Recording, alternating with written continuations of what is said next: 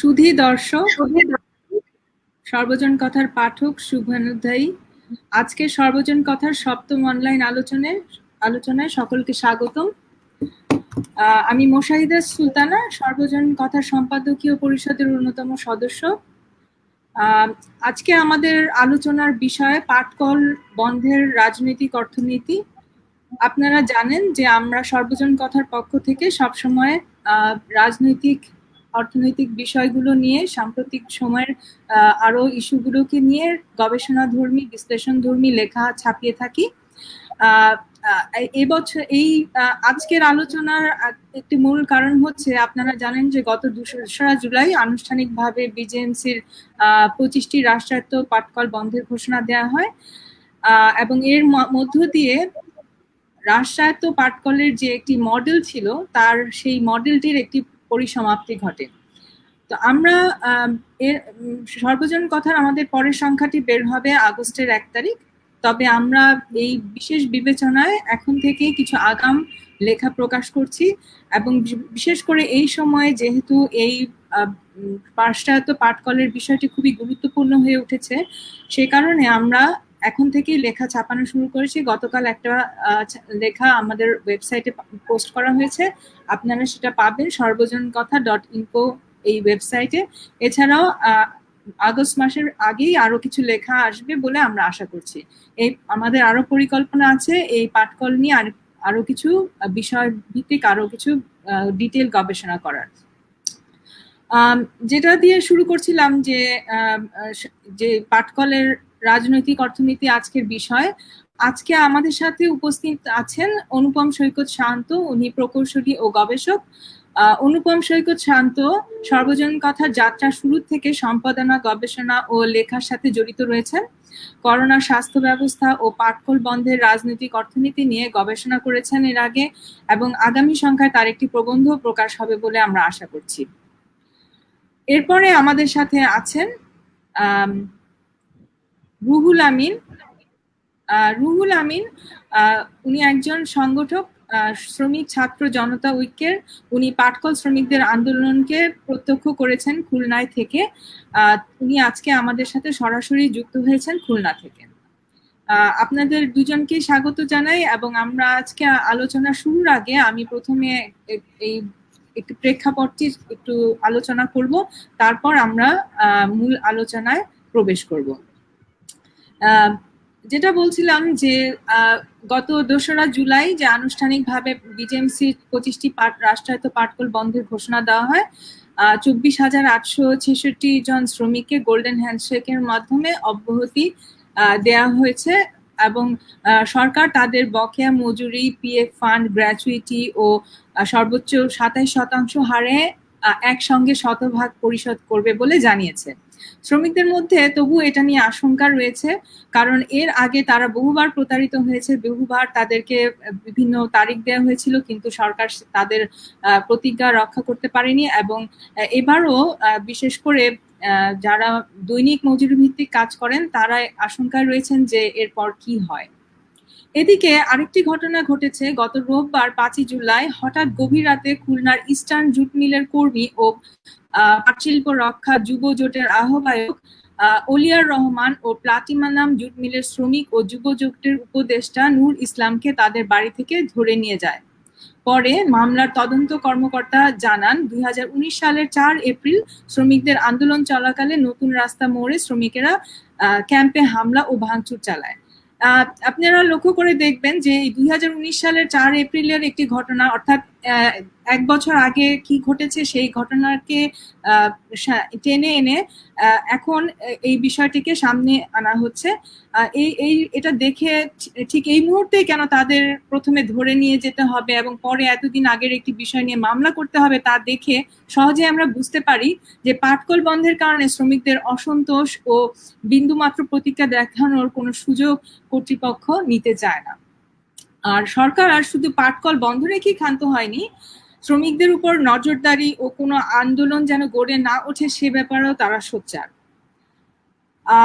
আমরা যদি একটু পিছনের দিকে যাই, আমরা দেখব যে 1972 সালে ব্যক্তি মালিকানাধীন পরিত্যক্ত ও ও সাবেক ইস্ট পাকিস্তান ইন্ডাস্ট্রিয়াল ডেভেলপমেন্ট কর্পোরেশনের প্রায় ৭৮টি পাটকল নিয়ে বিজেএমসি গঠিত হয়।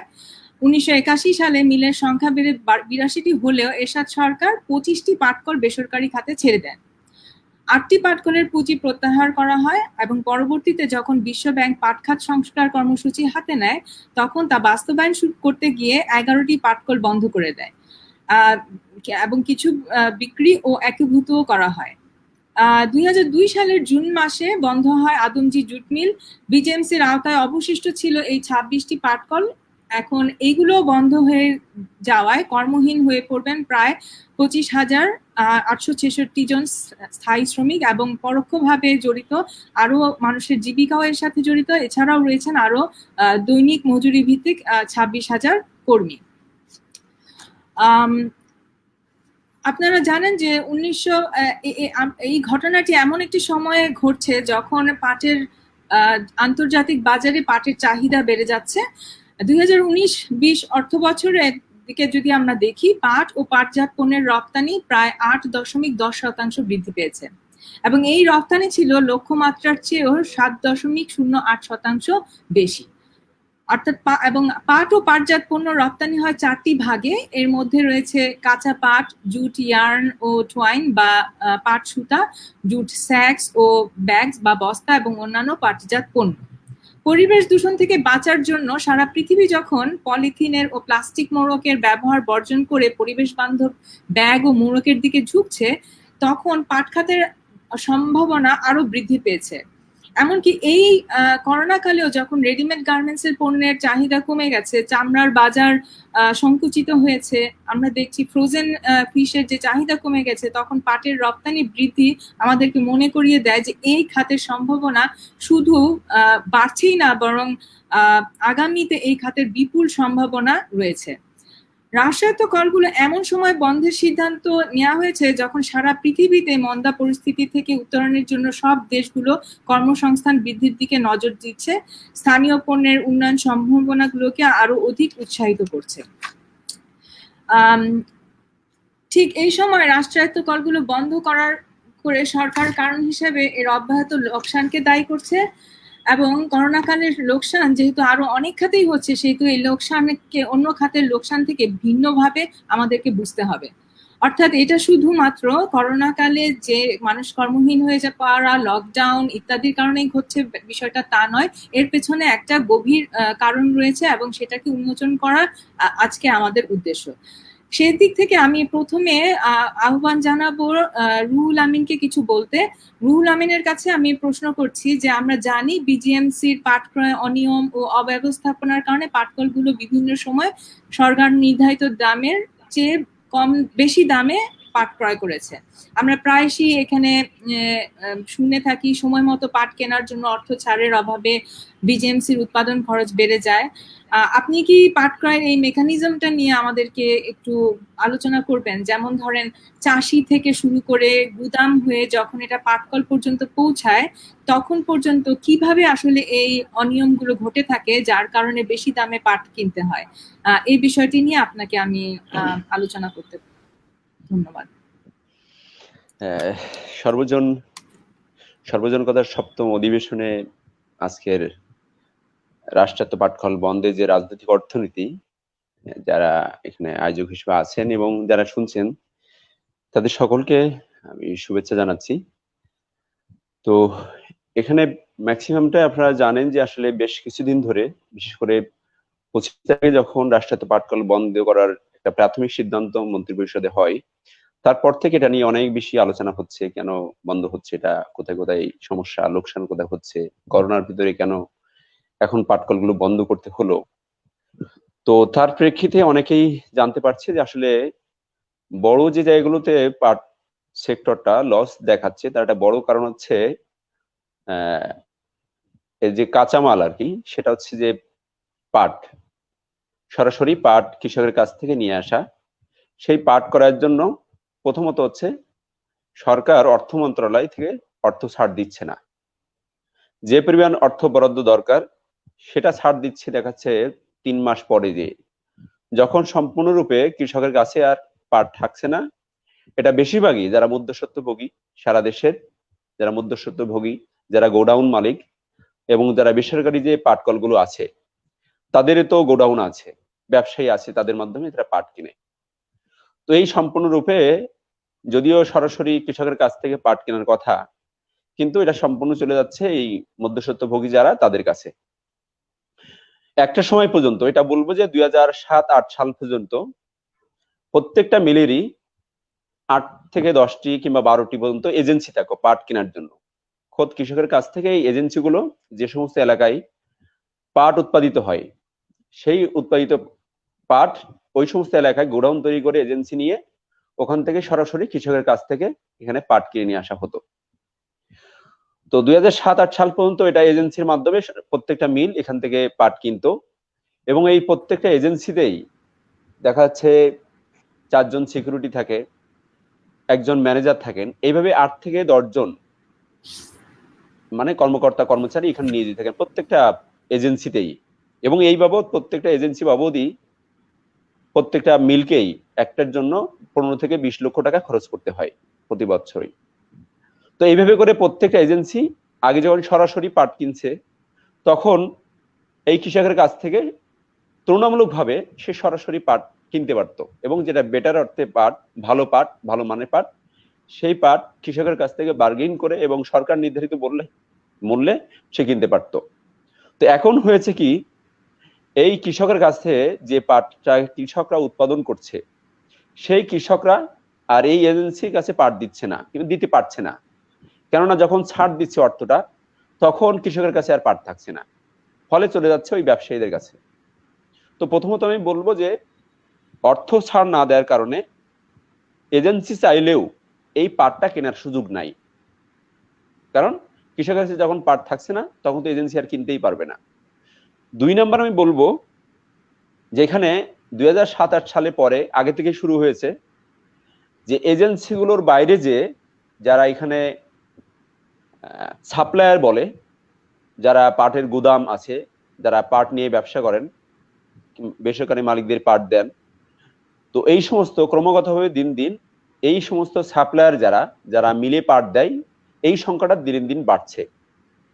এবং এরা যখন মৌসুমে পাট উঠছে, তখন তারা গোদাম ভাড়া করে, এমনকি সরকারি যে গুদাম, যেটা এজেন্সি হিসেবে এজেন্সির নিয়োগ করা যে গুদাম, সেখানে তারা সেই গুদাম ভাড়া নিয়ে এই সমস্ত যে পাট ব্যবসায়ী যারা আছে, তারা এই গুদামগুলো ভাড়া নিয়ে কৃষকের কাছ থেকে সে অল্প দামে, সেটা 1000 টাকা হোক 1200 টাকা হোক, সেটা পাট কিনে রাখছে। এবং এদিক থেকে যখন ছাড় হবে তার আগে তো সে পাট দিবে না, এবং যখন সেই পাটটা উঠছে, মানে দাম বাড়ছে, তখন 1200 টাকার পাট যখন 2200-2300 টাকায় চলে যাচ্ছে, তখনই দেখা যাচ্ছে এজেন্সির হাতে পাট নাই। আবার এই বেসরকারি ব্যবসায়ী যারা এখানে এই আমি বলবো যে এর সাথে শুধুমাত্র ব্যবসায়িক সম্পর্ক না, স্থানীয় আওয়ামী লীগের যে রাজনীতি কিংবা সরকার দলীয় যে রাজনীতি, আপনি না সরকার দলীয় যে রাজনীতি, এই রাজনীতি ক্রমাগত ভাবে এই মিলে পাট দেওয়ার ক্ষেত্রে তারা সাপ্লায়ার হিসেবে ভূমিকা রাখছে, যারা এই 1200 টাকার পাট 2200 টাকা 2300 টাকা পর্যন্ত বিক্রি করছে। এবং এক্ষেত্রে যে বেসরকারি ব্যবসায়ী যারা এবং বেসরকারি পাটকল যারা, যে সমস্ত বেসরকারি পাটকল যারা পরিচালনা করেন, তাদের এরকম মার্কেটিং ম্যানেজার থাকেন, পাট কেনার জন্য সুনির্দিষ্ট এজেন্সি থাকে, তারা খোদ কৃষকের কাছ থেকে ভালো মানের পাট কিন্তু কিনে নিয়ে আসছে। তুলনামূলকভাবে এই সরকারি অপেক্ষা বেসরকারি মিলে যে পাট, সেটা বেটার অর্থে ভালো মানের পাট তারা নিয়ে আসতে পারছে। তো এখানে আমি একটা বলবো যে সরকারি মিলের যে পাটগুলো আসতেছে, সেটা দাম যেমন ডাবল হয়ে যাচ্ছে, একই সাথে গত 2 দিন আগে আমি একজন এজেন্সি যিনি পাট দিয়েছিলাম, আমি খালিশপুর জুট মিলের উদাহরণ হিসেবে বলছি, খালিশপুর জুট মিলে একজন সাপ্লায়ার, উনি বিজেন্সি এখানকার সিবিএ সাথেও যুক্ত, উনি সরাসরি আমাকে বলছে যে এরকম আমি নিজেও এখানে পাট দিয়েছি, এবং 1000 টাকার পাট 1000 টাকা 1100 টাকা কিনেছি, এবং সর্বশেষ আমি সেটা দিতে পারছি 2200-2300 টাকায়। এবং তিনি এটা বলতেছেন যে যখন আমি পাট দিয়েছি, তখন উপরে কয়েকটা বস্তা আমি দেখেছি ভালো পাট রাখছি, আর সম্পূর্ণরূপে 3 নম্বর পাট আমি ঢুকিয়েছি এর ভিতরে, এবং ওটা দেখেই তারা বলছে ঠিক আছে, সব তো 1 নম্বর পাট চলছে। তো এইভাবে করে তারা যখন সরাসরি এভাবে করে পাটগুলো ঢুকায়, তখন ওই খোদ কৃষকের কাছ থেকে পাট সে কিনতে পারছে না, ডাবল দামে সে পাট কিনছে। আবার এইভাবে করে পাটটা আসার ফলে 3 নাম্বার পাট দিয়ে পণ্যটা উৎপাদন করতে হচ্ছে। এইভাবে করে মেকানিজমের মাধ্যমে পাটটা প্রত্যেকটা রাষ্ট্রায়ত্ত মিলে চলে আসছে।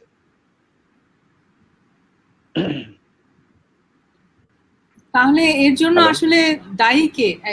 এর জন্য এই যে এখানে যে লোকসান হচ্ছে, বিপুল পরিমাণ লোকসান কাঁচামাল ক্রয়ে, এর জন্য আপনি কাকে দায়ী করবেন? প্রথমত হচ্ছে যে টোটাল যে ব্যবস্থাপনাটা, মানে একটা রাষ্ট্রায়ত্ত প্রতিষ্ঠানকে পরিচালনা করার জন্য, যে কোনো ধরনের প্রতিষ্ঠানকে পরিচালনা করার জন্য সামগ্রিক যে ব্যবস্থাপনা, সেই ব্যবস্থাপনা যদি ঠিক না থাকে, তার একটার সাথে আরেকটা দুর্বলতা তৈরি হতেই থাকে।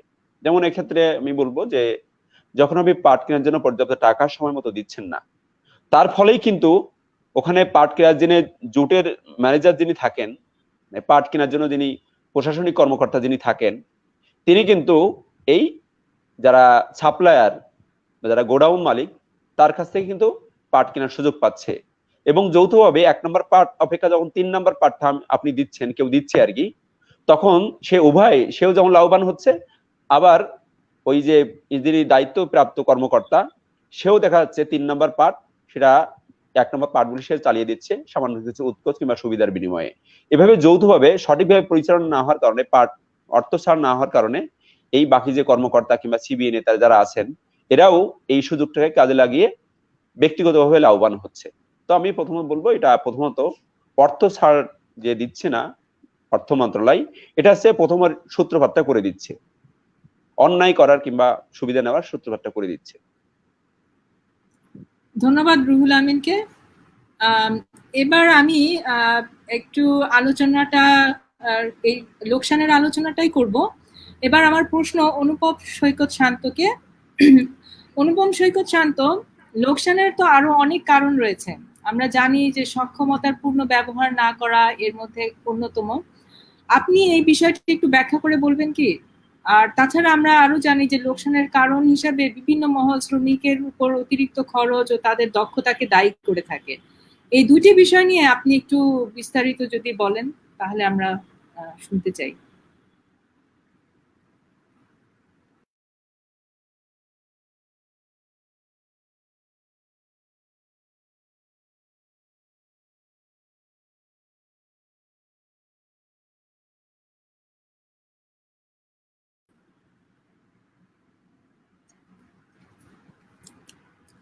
শান্ত, আপনার কথা শোনা যাচ্ছে না। কথা শোনা যাচ্ছে না আপনার। সরি, মিউট হ্যাঁ, ছিল আর কি। হ্যাঁ, আচ্ছা। ধন্যবাদ মুশাহিদা সুলতানা, ঋতু আপা এবং রুহুল আমিনকে।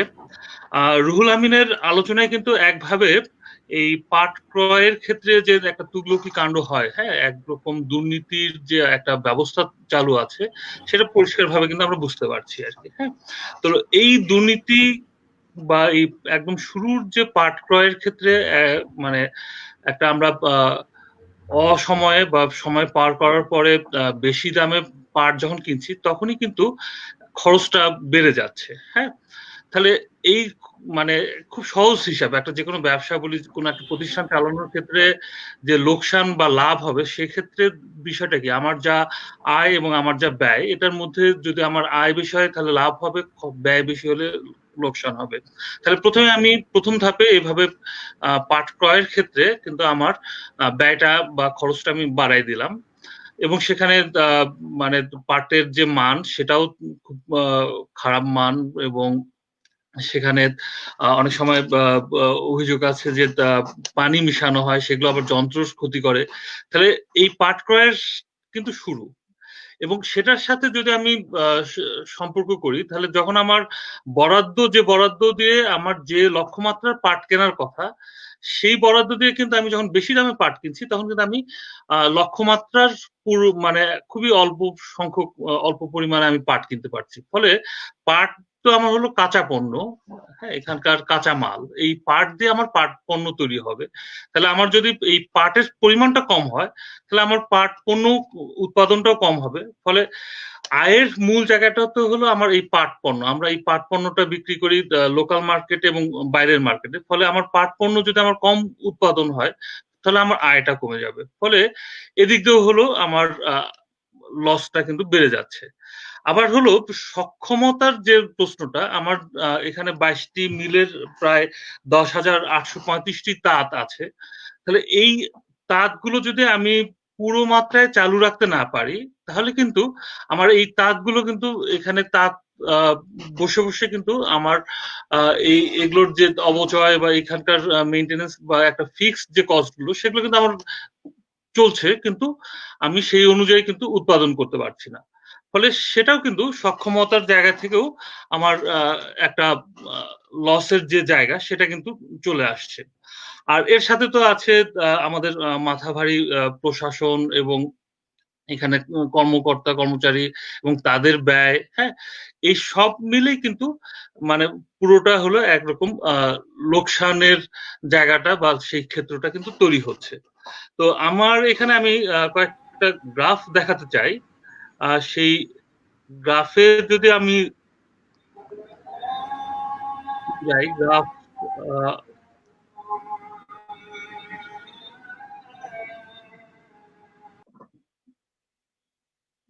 গ্রাফটা, হ্যাঁ,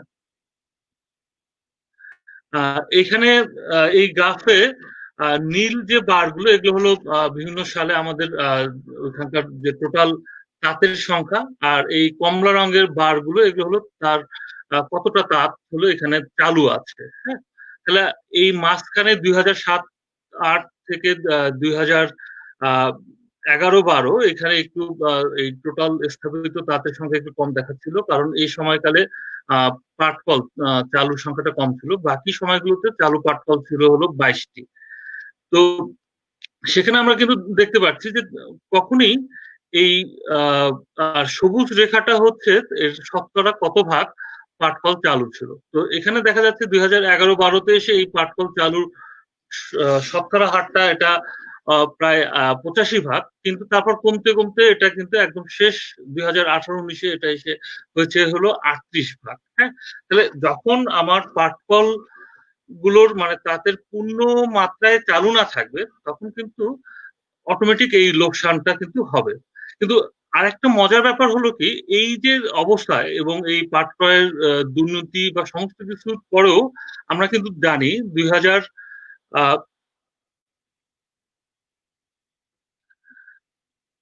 এখানেও আমরা এখানে আমরা দেখছি উৎপাদন এবং রপ্তানি ও আভ্যন্তরীণ বাজারে আহ, যে আমাদের ইয়ে হিসাবটা 1000 মেট্রিক টনে, সেখানেও কিন্তু আমরা দেখছি যে এটা ধীরে ধীরে কিন্তু কমতির দিকে। হ্যাঁ, এবং সবশেষে এই নীলটা হলো অভ্যন্তরীণ বাজার এবং শেষের সবুজটা হচ্ছে আমাদের রপ্তানি। এই রপ্তানি কমতে কমতে এটা 2018-19-এ এটা মাত্র 29,000 মেট্রিক টন হয়েছে এবং সেটা এতই কমে গেছে। এবং আমরা পরের গ্রাফটাতে যদি দেখি, এই 2011-12 সালে এই সালটাতে কিন্তু এই পাট কলগুলো লাভ করেছিল এবং এই সমস্ত পাট ক্রয়ের দুর্নীতি বা সবকিছুর পরও লাভ করার একটা বড় কারণ কিন্তু আমরা যেটা দেখি সেটা হলো এই সালটাতে তাঁতগুলোর প্রায় 85 ভাগ কিন্তু সে তার সক্ষমতার 85 ভাগ কিন্তু চালু ছিল। তাহলে তার যদি আমার চালু থাকে এই পরিমাণে, তাহলে কিন্তু পাটকল গুলো লাভের মুখ দেখতে পারে তার অন্যান্য সমস্যা সংকটের পরেও। এখন এখানে আরেকটা বিষয় আছে, সেটা হচ্ছে যে এই পাটকল গুলো কিন্তু আমাদের অনেক পুরাতন আমলের পাটকল। হ্যাঁ, এবং সেগুলো প্রায়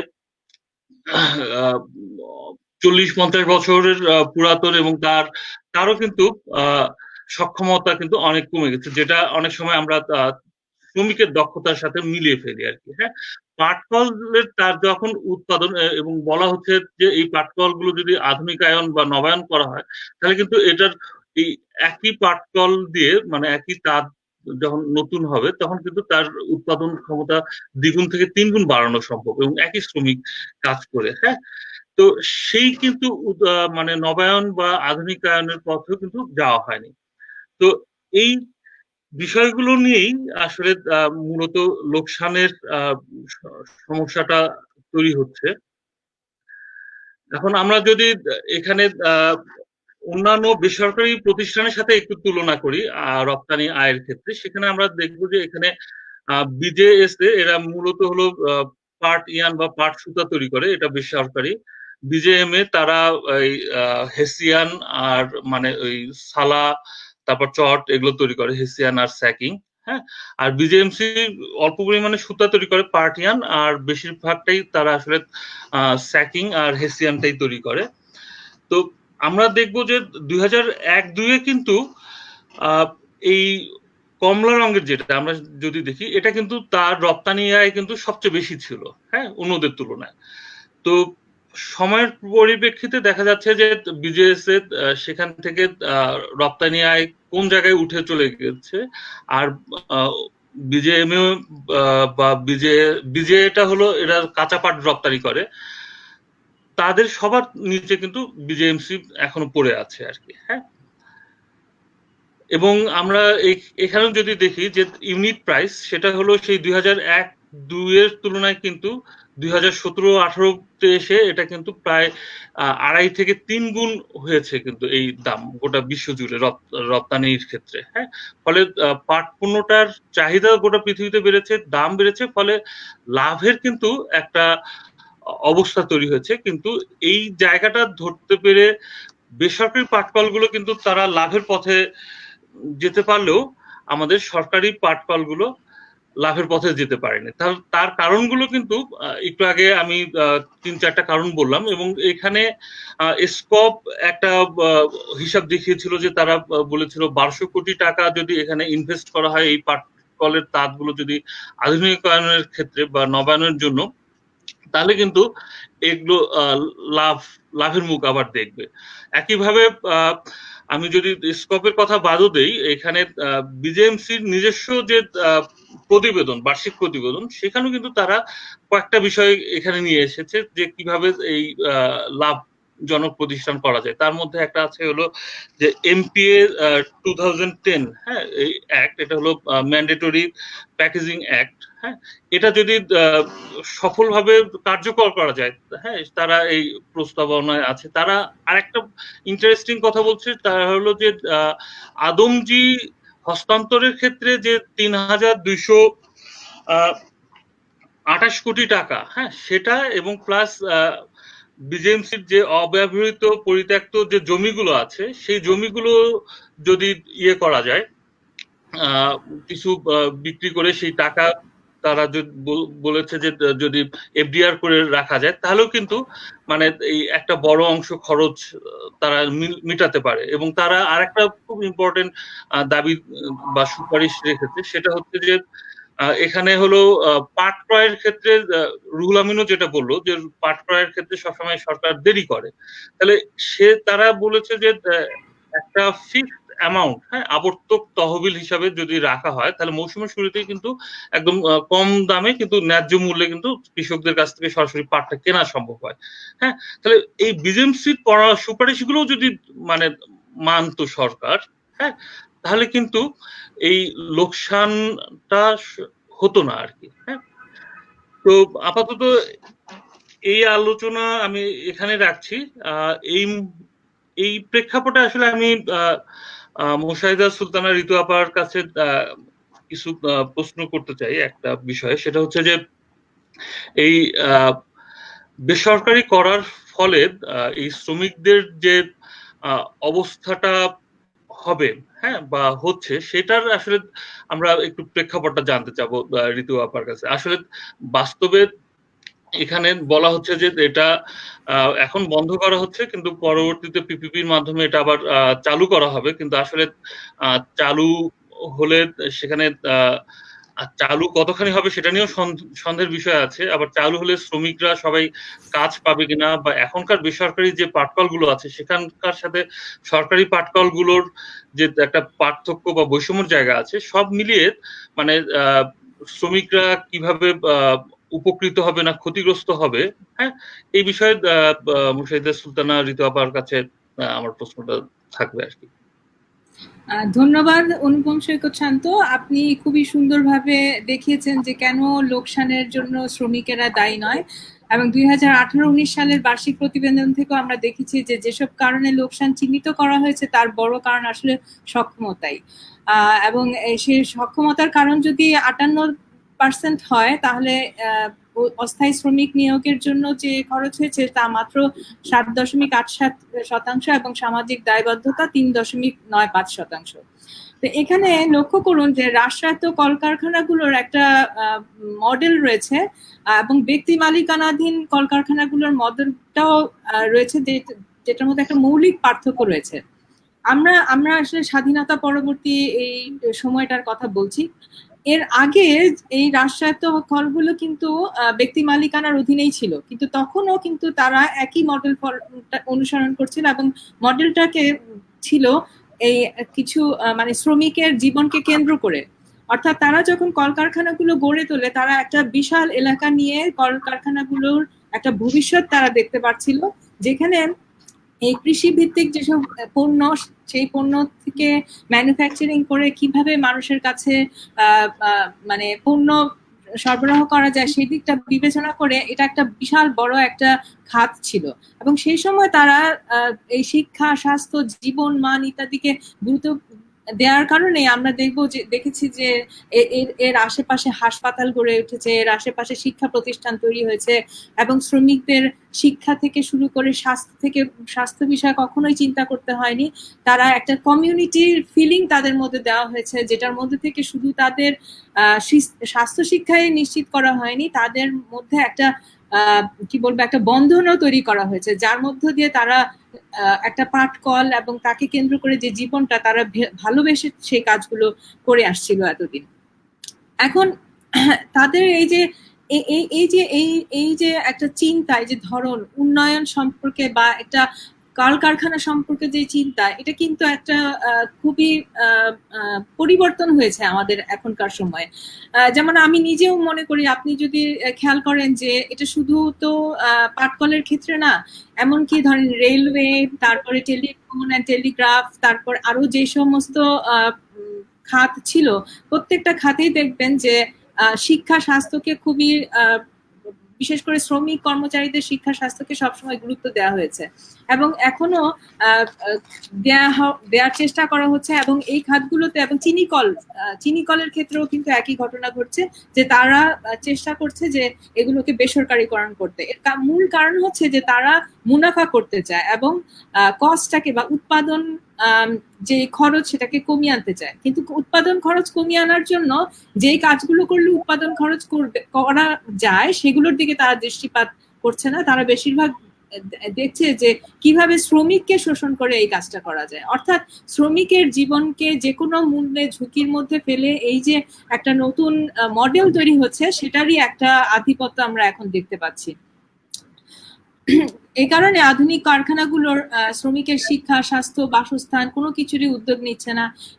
তারা মানে এমনকি আপনারা লক্ষ্য করেছেন যে ভিকটিমের পরিবারের জন্য যখন কেউ স্বাস্থ্য ঝুঁকির মধ্যে পড়ছে, তখন এই ভিকটিমের পরিবারের জন্য যে ক্ষতিপূরণ থাকার কথা সেটাও তারা দিচ্ছে না, কোনো ধরনের ভাতা দিচ্ছে না, অন্য কিছু দিচ্ছে না। তো এইসব চিন্তা আসলে আবার এরকমও যে শুধু যে দিচ্ছে না তা না, তারা এটাকে আবার জাস্টিফাই করছে এভাবে যে এই যে বেসরকারীকরণের ফলে যে এত বড় একটা ইন্ডাস্ট্রি তৈরি হচ্ছে, তাতে মানুষের কর্মসংস্থান হচ্ছে, কিন্তু কর্মসংস্থানের পরে তারা আসলে কি মজুরি পাচ্ছে সেটার সম্পর্কে আসলে কেউ কোনো কথা বলছে না, বা এটা আসলে সামনে নিয়ে আসা হচ্ছে না। এবং মানুষকে অভ্যস্ত করে ফেলা হচ্ছে এভাবে চিন্তা করতে যে একটা শিল্প কারখানা গড়ে ওঠার মানেই হচ্ছে যে শুধু চাকরি, কিন্তু এই চাকরির পরে কি আমরা পাচ্ছে, শ্রমিক কি পাচ্ছে, তার জীবনের কি উন্নতি হচ্ছে, তার ছেলেমেয়েরা কিভাবে পড়াশোনা করছে সেটা সম্পর্কে আমরা জানি না। সেদিন আমরা একটা আলোচনায় শুনছিলাম যে একজন পাটকলের শ্রমিকের যে সন্তান, সে বলছে যে আগে আমরা যখন পাটকলে আমার বাবারা কাজ করতেন, তারা আমাদেরকে ঢাকা বিশ্ববিদ্যালয়ে পড়াতে পেরেছেন, কিন্তু এখন যে পাটকলের শ্রমিক, বিশেষ করে বেসরকারি খাতে, তারা এত কম মজুরি পাচ্ছে যে তারা আসলে শুধু বাচ্চাদের লেখাপড়া কি, এমনকি তাদের বাচ্চারা পর্যন্ত তাদেরকে কাজ করার জন্য উদ্বুদ্ধ করা হচ্ছে। তো এরকম চারিদিকে বিশাল বিশাল কারখানা ছাতার মতো গড়ে উঠছে, যেগুলা মূল মূল ফোকাস হচ্ছে গিয়ে 10-12 ডিজিটের রপ্তানি ফিগার, অথবা তাদের শুধু দেখাচ্ছে কিভাবে অবকাঠামো নির্মাণ হচ্ছে, কিন্তু এবং তাদেরকে জীবন সম্পর্কে কিছু মিথ্যা স্বপ্নের আশ্বাসও দেওয়া হচ্ছে। তো পাটকল বন্ধের এই সময় আসলে একটা সন্ধিক্ষণ। আর আমি একটু আগে যেটা বলছিলাম যে এর মধ্য দিয়ে আসলে পাট শিল্পের মৃত্যু হলো না, এই পাট শিল্পের মৃত্যু হচ্ছে না, বরং মৃত্যু হলো শ্রমিকের মঙ্গলকে কেন্দ্র করে রেখে গড়ে ওঠা এক ধরনের কারখানার মডেল। এবং বিজেএমসির যে রাষ্ট্রীয় কলগুলো বন্ধ হয়ে গেল 2014 সাল থেকে অবসরপ্রাপ্ত প্রায় 8,954 জন শ্রমিকদের প্রাপ্য বকেয়া ও বর্তমান কর্মরত 24,886 জন শ্রমিকের প্রাপ্য বকেয়া মজুরি, শ্রমিকদের পিএফ ফান্ড, গ্র্যাচুইটি এবং সেই সঙ্গে গ্র্যাচুইটি সর্বোচ্চ 27% করে অবসানের সুবিধা পরিশোধ, এগুলো করবে বলে সরকার প্রতিজ্ঞা করেছে বা ঘোষণা দিয়েছে। কিন্তু আপনি লক্ষ্য করে দেখেন যে কিছুদিন আগে একটা উচ্চ পর্যায়ের কমিটি গঠন করা হয়েছে, মানে এবং এই ঘোষণাটা দেওয়ার পরে, এবং তাদের কাজ না কি হচ্ছে যে এখন তারা অ্যাসেস করে বের করবে যে ঠিক কতজন শ্রমিক কত বেতন পাবে। অর্থাৎ তারা যখন 5,000 কোটি টাকার যে প্রণোদনা ঘোষণা করেছে, তখন তাদের কাছে হিসাবটাই ছিল না যে আসলে এই শ্রমিকেরা কত পাবে।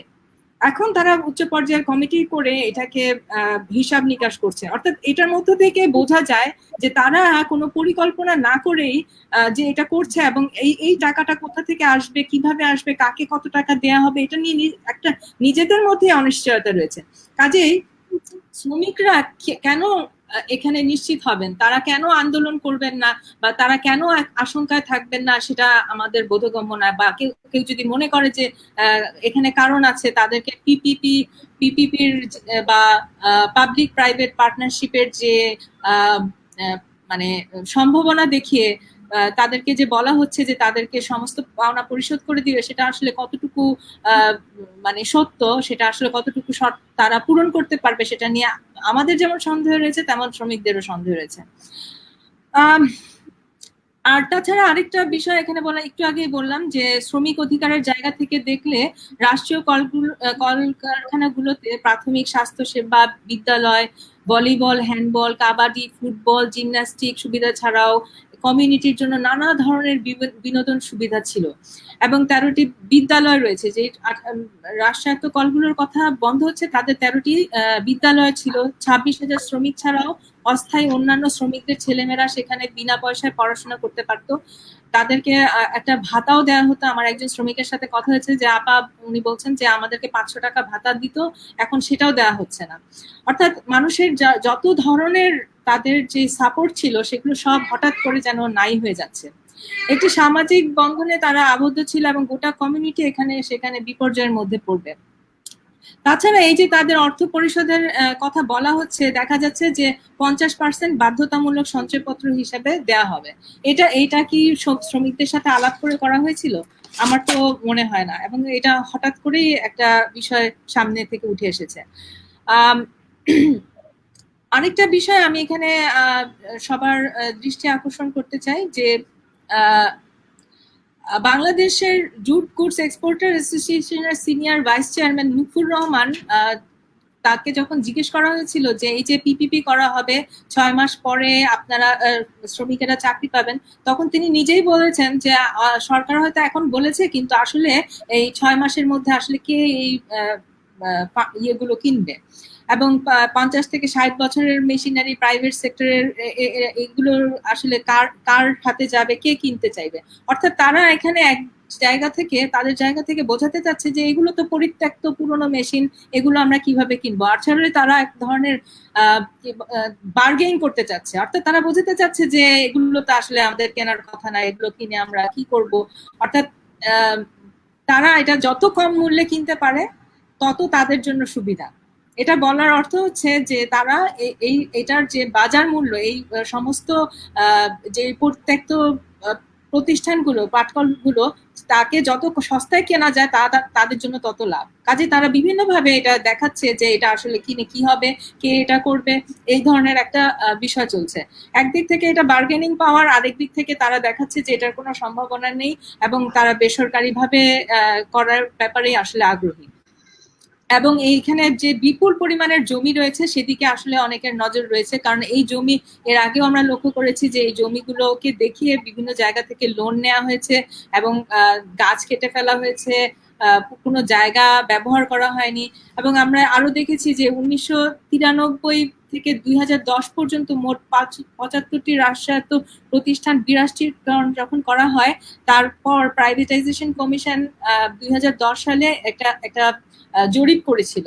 সেই জরিপে দেখা গেছে প্রায় 75টির মধ্যে 31টি শিল্প কারখানায় বন্ধ ছিল, অর্থাৎ তা লুটপাট হয়ে গেছে বা জমি বেচা কেনা করে এটা আর মানে ব্যবহারযোগ্য ছিল না। তো এই সব দিকে বিবেচনা করলে রাষ্ট্রায়ত্ত পাটকলগুলো 2015 সালের মজুরি কমিশনের মূল মজুরি অনুযায়ী তাদের 8,300 টাকা পাবার কথা, আর শ্রমিকদের সর্বমোট মজুরি সেক্ষেত্রে দাঁড়াতো 14 থেকে 15,000 টাকা। কিন্তু এই মজুরি শ্রমিকদের জন্য যথেষ্ট না হলেও অন্যান্য সুবিধা যেমন চিকিৎসা, শিক্ষা, বিনোদন ইত্যাদি থাকার কারণে তারা আরো অনেক বেশি সুবিধা পেত। অন্যদিকে থেকে আমরা যদি দেখি বেসরকারি পাটকলগুলো এখন কি অবস্থায় আছে, তাহলে দেখতে হবে যে কর্মহীন হয়ে যাওয়া শ্রমিকদের মানে যদি আমি ভবিষ্যৎ দেখি, পিপিপি ছাড়াও যদি তাদেরকে এখন সরাসরি যে বেসরকারি খাতে কাজ করতে হয়, সেখানে মূল বেতন মাত্র 2,700 টাকা। এবং এইগুলো প্রত্যেকটি অস্থায়ী নিয়োগ। এই অস্থায়ী নিয়োগে শ্রমিক সপ্তাহে 6 দিন 8 ঘন্টা কাজ করে 1,300 টাকা পান। আবার যদি 5 দিন কাজ করেন তখন 1,000 টাকা পান। আবার প্রতিদিন যদি হিসাব করে কাজ করেন তারা 165 থেকে শুরু করে 280 টাকা করে পান। তো এই পুরো হিসাবটা যদি আমি করি তাহলে দেখা যাবে যে মানে রাষ্ট্রায়ত্ত কলের শ্রমিকেরা 3 গুণ বেতন পেয়ে থাকেন, এবং সেটা তাদেরকে অনেক বেশি নিশ্চয়তা দেয়, তাদের জীবন যাপন সবকিছুকে গুণগত মান সেটাকে বজায় রেখে তাদেরকে এক ধরনের নিরাপত্তা দেয়। কিন্তু এই যারা নাকি এই বেসরকারি এগুলোতে কাজ করছেন, পাটকলগুলোতে কাজ করছেন, তাদের অবস্থা খুবই করুণ। তারা দিন আনে দিন খাওয়ার মতন অবস্থা। মাঝে মাঝে কারো যদি অসুখ বিসুখ থাকে তারা কাজ না করলে সেই টাকাটাও পান না। আর শিক্ষা আপনি যদি দেখেন, আমি একটা উদাহরণ দিই। আমি সেদিন খবরের কাগজে পড়ছিলাম যে আকিজ জুট মিল হচ্ছে সারা পৃথিবীতে 25% পাট সুতার তারা সরবরাহ করে থাকে। অর্থাৎ আমাদের যে পাট সুতার যে রপ্তানি, এটা এমনিতেই বেশি। আমাদের টোটাল যে পাট রপ্তানি হয় তার মধ্যে 60% হয় এই পাট সুতা। এই পাট সুতার আবার 25% হচ্ছে সারা পৃথিবীর চাহিদা পূরণ করে হচ্ছে আকিজ জুট মিল। এবং তারা 10,000 শ্রমিক নিয়োগ করে, এবং তাদের পরিকল্পনা রয়েছে যে আগামীতে তারা 50,000 শ্রমিক সেখানে নিয়োগ করবে। অর্থাৎ এটা একটা সম্প্রসারণ ঘটবে বলে তারা দেখাচ্ছে এরকম একটা সময়। তা এটা খুব ভালো কথা। কিন্তু আমরা যদি লক্ষ্য করি, এই আকিজ জুট মিল কিন্তু তারা কিন্তু রাষ্ট্রায়ত্ত কোনো পাটকল ক্রয় করে তারপরে হয়নি, তারা বেসরকারিভাবে নিজেরাই সেটাকে প্রতিষ্ঠা করেছে। কাজে তারা যদি লাভজনক হয় ভালো কথা, সব দিক থেকেই ভালো। কিন্তু আমি একটা জিনিস তন্ন করে খুঁজেও পেলাম না, সেটা হলো যে এই পাটকল শ্রমিকে যারা কাজ করেন তারা কত টাকা বেতন পান, এবং পত্রিকার কোথাও এই কথাটি লেখা ছিল না। আমি নিজে যোগাযোগ করে কয়েকজন শ্রমিকের সাথে কথা বলেছি এবং জানতে পারলাম যে সেখানে নারীরা প্রতিদিন দৈনিক কাজ করার জন্য 195 টাকা পান, পুরুষেরা পান 200 টাকা বা তার কিছু বেশি। এবং এখন একটা নতুন যোগ হয়েছে, সেখানে 7,500 টাকা করে পান অপারেটররা, সিনিয়র অপারেটররা পান 8,000 টাকা। অর্থাৎ এটা কোনো মতেই রাষ্ট্রায়ত্ত পাটকলের ধারে কাছে না। এবং এইটার পিছনে যদি আমি যাই তাহলে আমরা দেখব যে এই যে jute sector adjustment credit program যেটা বিশ্ব ব্যাংক চালু করেছিল, তারা তখন কিন্তু তাদের পরিকল্পনাই ছিল যে কিভাবে করে এই উৎপাদন খরচটাকে কমানো যায়। এবং তাদের একটা মূল উদ্দেশ্য ছিল আসলে এই বেসরকারি খাত এবং সরকারি খাতের যেই শ্রমিকদের যে বেতন সেটাকে আলাদা করে ফেলা। অর্থাৎ সরকারি খাতে বেতন বেশি থাকবে এবং বেসরকারি খাতে কম থাকবে, এবং তাতে করে শোষণের জন্য সুবিধা হবে, মুনাফা বাড়বে। এবং এর মধ্যে থেকে আমরা দেখলাম যে এখন এই যে 26টি কল বন্ধ করে দেওয়া হলো, এটার মধ্যে থেকে একটা মডেলকে পুরো নিশ্চিহ্ন করে দেওয়া হলো যে এখানে শ্রমিকের উন্নয়ন উন্নয়ন করে শ্রমিকের মঙ্গল সাধন করে যেভাবে টিকে থাকা যায়, একটা আদর্শ মডেল তৈরি করা যায়, সেটা এখন আর থাকলো না। এটাকে সম্পূর্ণ নিশ্চিহ্ন করে দিয়ে তারা একটা উদাহরণ তৈরি করতে চাচ্ছে যে কিভাবে শ্রমিককে তার প্রয়োজনের নিচে, প্রয়োজনের তার যে সার্ভাইভাল তার নিচে তাকে খরচ দিয়ে তাকে এখানে পুরো পাটখাতকে বাড়ানো যায়। এখন আমি স্বাভাবিকভাবে একটা প্রশ্ন আসে যে এই যে আমরা বেসরকারি খাতের কথা বলছি, বেসরকারি খাত আপনি লক্ষ্য করেন যে এই যে তারা সামাজিক দায়বদ্ধতার জায়গাটা যে রাষ্ট্রায়ত্ত কলগুলোতে ছিল, বেসরকারি খাতে এখন এই সামাজিক দায়বদ্ধতাটা কিভাবে কাজ করছে? বেসরকারি খাতে এখন আমাদের একটা নতুন ট্রেন্ড দেখা যাচ্ছে, কর্পোরেট সোশ্যাল রেসপন্সিবিলিটি। অর্থাৎ দেখা যাচ্ছে যে যেই মুনাফাটা এই কর্পোরেশন গুলো করছে, তারা একটা নির্দিষ্ট অংশ রেখে দিচ্ছে কর্পোরেট সোশ্যাল রেসপন্সিবিলিটির নামে, এবং সেই টাকা দিয়ে তারা দেখা যাচ্ছে নিজেদের বিজ্ঞাপন দিচ্ছে অথবা বিভিন্ন জায়গায় প্রচারণা করছে, এখানে কিছু ত্রাণ দিচ্ছে, ওখানে কিছু কাজ করছে, বা এভাবে এটার মধ্য দিয়ে তারা আসলে এটাকে বিজ্ঞাপনের কাজে ব্যবহার করছে।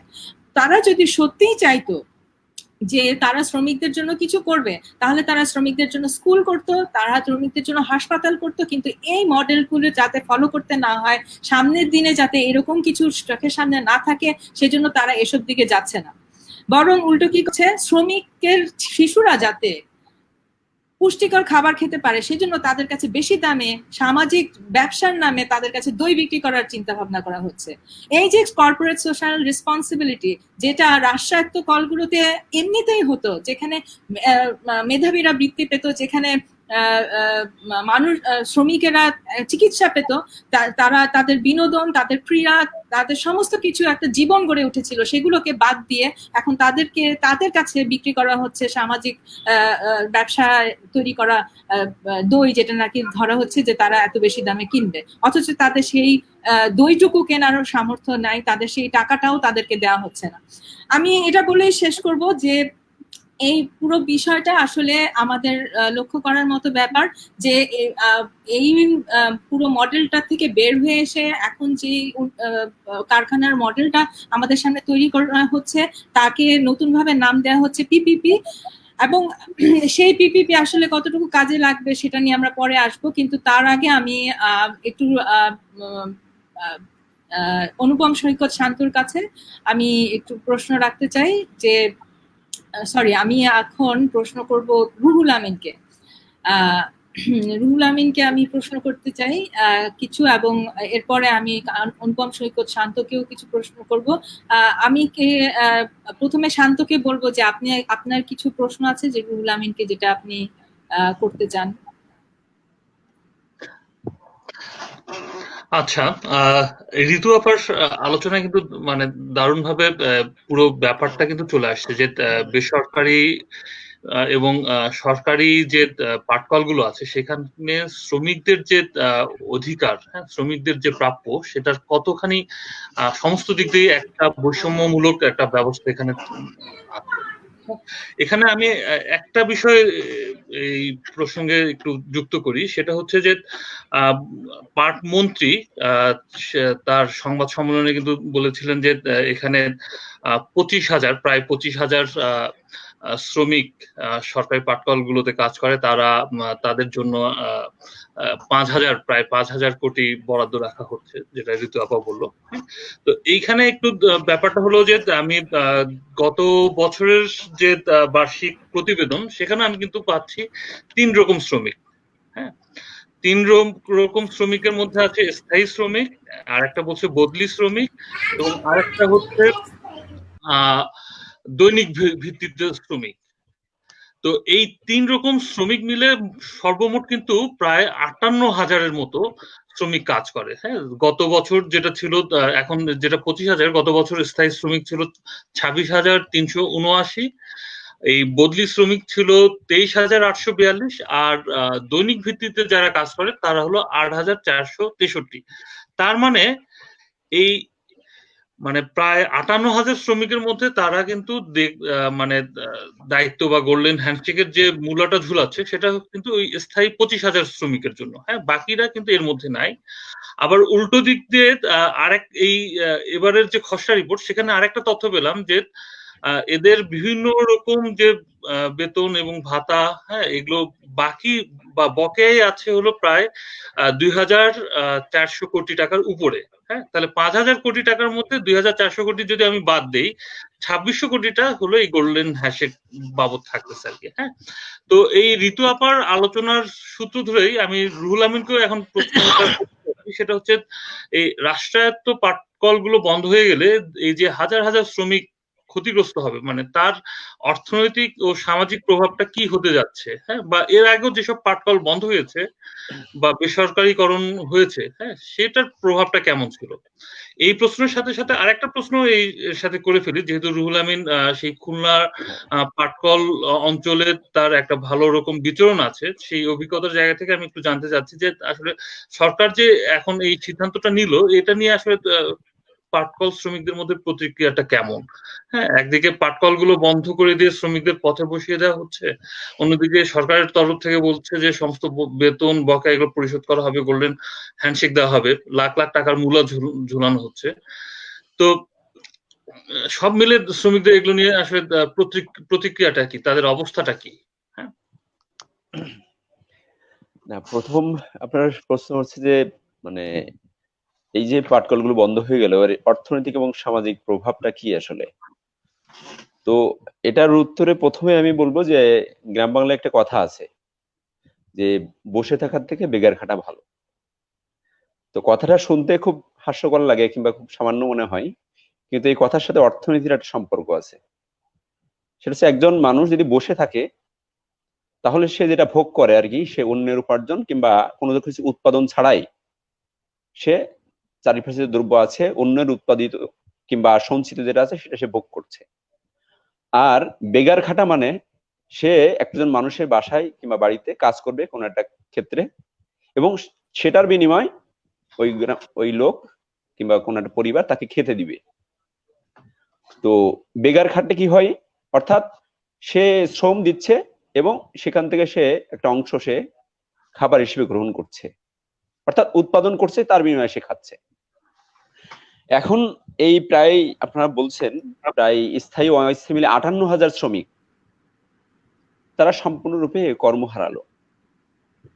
এখন এই করোনার মধ্যে মানে যেখানে সমস্ত মানে শিল্প প্রতিষ্ঠানগুলো বন্ধ হয়ে যাচ্ছে, কর্ম ছাঁটাই করছে, সেখানে ৫৮,০০০ তো শুধুমাত্র না, এর সাথে কয়েক লক্ষ রিক্সা চালক আছে, ইজি বাইক চালক আছে, পান দোকানদার আছে, মুচি আছে, চায়ের দোকানদার আছে, ওই ওই পরিবেশে তারা অবস্থান করেন। এর সাথে পাট ব্যবসায়ী যুক্ত আছে। তো এই মানুষগুলো, আমি কৃষকের কথা বাদই দিলাম, এই মানুষগুলো কিন্তু সম্পূর্ণরূপেই কিন্তু বেকার হয়ে গেল, তার ব্যবসা হারালো, তার উৎপাদন হারালো, তার কর্মক্ষেত্র হারালো। তাহলে প্রথমে বলবো যে এটা সম্পূর্ণরূপে একটা দেশের অর্থনীতিকে মানে ক্লাবস করে ফেলা হলো, একটা সেক্টরকে ক্লাবস করে মানে অর্থনৈতিকভাবে ক্ষতিগ্রস্ত করা হলো। সে যতক্ষণ পর্যন্ত কাজ না পাচ্ছে ততক্ষণ পর্যন্ত সে বসে থাকছে, তার যত দক্ষতা থাকুক না কেন, সেই মানুষটা তার সঞ্চিত সম্পদ কিন্তু সে ভোগ করছে কোনো ধরনের উৎপাদন ছাড়াই। তাহলে দক্ষতাগুলো কিন্তু কোনো কাজে লাগানো যাচ্ছে না। তো সেক্ষেত্রে বলবো এটা অর্থনৈতিকভাবে একটা বড় ধরনের একটা ক্ষতির সম্মুখীন দেশ হচ্ছে এবং সামনে হবে। একই সাথে বলবো যে এর যে সামাজিক যে প্রভাবটা, এটা আরো বেশি ভয়াবহ। কেন মনে করেন এখানে পাটকল শ্রমিক যারা, একটা বড় অংশের শ্রমিক যারা আছে, বদলি শ্রমিক যারা আছে, মানে প্রত্যেকটা মিলের ভিতরে ঢুকলে যেমন প্রচন্ড একটা ভালো লাগা কাজ করে, একটা বিশাল বিস্তৃতি যে আলোচনা করছেন, যে স্কুল আছে, খেলার মাঠ আসে, বিশাল বিশাল, যা আমাদের যদি খুলনা শহরের কথা বলি, একমাত্র সার্কিট হাউস ছাড়া এরকম মাঠ খুলনা শহরে কোথাও নাই, যা প্রত্যেকটা মিলে আছে। এরকম বিস্তৃতি আয়োজন যেমন আছে, তাহলে বদলি শ্রমিকরা এখান থেকে তার কোন ধরনের মানে সে কোনো কিছু পাচ্ছে না, তাহলে এই শ্রমিক সন্তানরা তার পড়ালেখা হারাচ্ছে, অনিশ্চয়তার মধ্যে দিয়ে পড়ে যাচ্ছে। ফলে ওই শ্রমিক যেমন তার কর্ম হারাচ্ছে, ফলে সামাজিকভাবে অন্যায় বেড়ে যাবে, চুরি ডাকাতি ছিনতাই সেগুলো ব্যাপক হারে বেড়ে যাবে। যেগুলো অতীতের ইতিহাস আছে, খালিশপুর অঞ্চলে যখন খালিশপুর জুট মিল বন্ধ হয়ে যায়, তখন এই অঞ্চলে ব্যাপক পরিমাণ চুরি ডাকাতি এগুলো বেড়ে গিয়েছিল। তো এখন এটার সংখ্যা সামাজিকভাবে আরো বেশি ব্যাপকভাবে এটা বাড়ার সম্ভাবনা আছে। ছেলেমেয়েদের পড়ালেখার যে জায়গাটা সেগুলো নষ্ট হওয়ার আছে, এবং যে যেটা বলবো আর কি, সামাজিক যে অনাচার এই পরিবেশগুলোতে সেগুলো বাড়বেই। তো এই এই একটা দিক, যে অর্থনৈতিক এবং সামাজিক দিক বলবো। আর একটা প্রশ্ন করছেন যে বিগত দিনগুলোতে যে বেসরকারি যে খাতে যে পাটকলগুলো ছেড়ে দিছে সেটার প্রভাব কেমন। তো এখানে আমাদের যে এখানে চলতি অবস্থায় এখানে আছে খুলনার ভিতরে 7টা পাটকল, এরপর আছে আরো 2টা পাটকল। তো পাশাপাশি এখানে আছে সোনালী এবং অ্যাজেক্স জুট মিল। তো এই জুট মিল গুলোতে আমাদেরও যাওয়া হয় মাঝে মাঝে। তো এদের এখান থেকে প্রায় 20 বছর আগে মিলগুলো বন্ধ করে দেওয়া হয়েছে, বেসরকারি মালিকানায় দিয়ে দেওয়া হয়েছে। আজ পর্যন্ত ওই এলাকার শ্রমিকরা তার বেতন পায়নি, তার পিএফ গ্র্যাচুইটি এগুলো পায়নি। এবং ওখানকার যে মালিক যার হাতে দিয়েছিলেন সে কিছুদিন চালিয়েছে এবং বেশ কিছু টাকা, আমি নামটা ভুলে গেছি, যিনি সোনালী জুট মিল নিয়েছিলেন, ওই ভদ্রলোক 100 কোটি টাকার লোন নিচ্ছে যে আমি মিল চালানোর জন্য লাগবে। পরবর্তীতে কিছুদিন চালানোর পরে সেটা বন্ধ করে দিয়েছে এবং সেটা এখন একটা সারের কারখানায় পরিণত হয়েছে, মানে গুদাম মানে বিভিন্ন জায়গাতে সার নিয়ে এসে ওখানে রাখেন। তো এইভাবে করে সোনালী, এইভাবে করে যে মিলগুলো আছে যাদের বেসরকারি মালিকানায় দেওয়া হয়েছিল পিপিপির নাম করে, সেই কোনো মিলেই কোনো শ্রমিকই তার সম্পূর্ণ টাকা পায় নাই। এবং একটা বয়স্ক যা শ্রমিক যারা আছেন, তারা অনেক শ্রমিক আছেন যারা ভিক্ষাবৃত্তির সাথে যুক্ত হয়ে গেছে। অথচ এই শ্রমিক যে সাপ্তাহিক যখন বেতন পেয়েছে কি আনন্দ নিয়ে জীবনযাপন করছে, সেই শ্রমিক আজকে ভিখারিতে পরিণত হয়েছে। তার প্রভাবটা হচ্ছে এই যে বেসরকারীকরণ বলি, পিপিপি বলি, এত এত বড় বড় প্রতিষ্ঠানগুলো, মানে আমাদের এখানকার যে ব্যবসায়ী যারা আছেন না কেন, আমাদের অভিজ্ঞতা বলে তারা সম্পূর্ণরূপেই তাদের নিজস্ব স্বার্থে এই সরকারের কাছ থেকে লোন নেওয়া, বাড়তি সুবিধা নেওয়ার কাজে, এটা নিলেও সেই কাজে ব্যবহার করবে, একটু পরিচালনা করবে না বলে শ্রমিকদের এবং আমাদের ধারণা। এরপরে একটা প্রশ্ন করছেন শ্রমিক, মানে খুলনা যে শ্রমিক অঞ্চলে যে পরিস্থিতি, তো সেটার কি অবস্থা। তো এখানে আসলে মানে দূর থেকে এটা আসলে বোঝাটা আসলে খুব কঠিন। প্রত্যেকটা শিল্প অঞ্চলে কিংবা শ্রমিক অঞ্চলে মিল এলাকায় যদি যাওয়া হয়, মানে একটা দুর্ভিক্ষ পরিস্থিতি হওয়ার আগে যে পরিস্থিতিটা হয়, মানে একদম স্তব্ধ অঞ্চলগুলো, প্রচন্ড একটা হতাশা ভর করে আছে, একটা অনিশ্চয়তা ভর করে আছে। বদলি যে শ্রমিকগুলো, যারা বয়স্ক শ্রমিক, সেই শ্রমিকগুলো তারা মানে বাসায় চলে যাচ্ছে। কিন্তু যে শ্রমিকগুলো চলে যাচ্ছে, মাথায় দেখা যাচ্ছে এক ডান হাতে একটা ফ্যান, যেগুলো ফ্যান নিয়ে, আর মাথায় করে বাকি যেখানে সে ঘুমাতো কিছু জামা কাপড় ছিল সেগুলো নিয়ে এসে চলে যাচ্ছে, কিন্তু কোনো ধরনের পাওনা সে কিন্তু এখনো পায়নি। কিন্তু ভয়ঙ্কর রূপে এখানে একটা ত্রাস কাজ করছে, মানে যে কারণে শ্রমিকরা এর অতীতে যেভাবে করে সে আন্দোলনগুলো, লড়াইগুলো, সংগ্রামগুলো করছে, তো এখন হঠাৎ করে এই মিলগুলো, শ্রমিকরা এখানে ভাবে নাই যে এই মিলগুলো বন্ধ হয়ে যাবে, 2 মাস আরো চালানোর কথা ছিল। তো এখানে সর্বদাই এক ধরনের প্রশাসনিক ভাবে পুলিশ, র্যাব এগুলো মোতায়েন করে রাখছে, জল কামান মোতায়েন করে রাখছে, তারপরে অ্যাম্বুলেন্স মোতায়েন করে রাখছে। তো মিলগুলোতে যখন এইভাবে করে মহড়া, এবং সকাল থেকে একদম রাত 10টা পর্যন্ত এভাবে করে মোতায়েন করে থাকে, এবং মানে প্রত্যেকটা মিলের ভেতরে সিম্পল ড্রেসে গোয়েন্দা বিভাগের লোকজন প্রচন্ড মানে এক ধরনের তৎপরতা আছে, যে কারণে শ্রমিকদের ভিতরে এক ধরনের ভয় যেমন আছে, প্রচন্ড একটা এই পুলিশ প্রশাসন এগুলো মিলিয়ে অসহায়ত্ব আছে। আবার অতীতে যেভাবে করে শ্রমিক নেতারা ভূমিকা রাখছে, আজকে সেই শ্রমিক নেতারা আজকে পালিয়ে বেড়াচ্ছে, মিল এলাকায় সে আসছে না। তো যার ফলে সেও যে একটা ভরসা করে সামনে নামবে, সেই জায়গাটা সে খুঁজে পাচ্ছে না।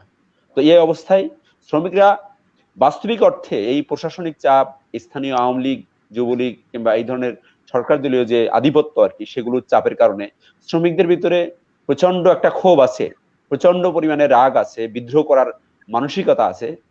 কিন্তু সেই তুলনায় এখানে নেতৃত্বের যারা, প্রত্যেকটা মিলে যারা নেতৃত্ব যারা করেন, সিবি নেতা, তাদের পালিয়ে যাওয়া, নিজেদের এলাকা ছেড়ে চলে যাওয়া প্রশাসনিক চাপে, আবার যেহেতু এই শ্রমিক নেতারা সরকার দলীয় রাজনীতি করেন, সেই সরকার দলীয় রাজনীতির পোস্ট পদবীর বিষয়গুলো আছে, সেগুলোর কারণে সেই প্রশাসনিক যতটুকু অর্থে শ্রমিকদের প্রতি আবেগও আছে, ততটুকু আর ওগুলো দেখানোর কোনো সুযোগ নাই, তাকে পালায়ে বেড়াতে হচ্ছে।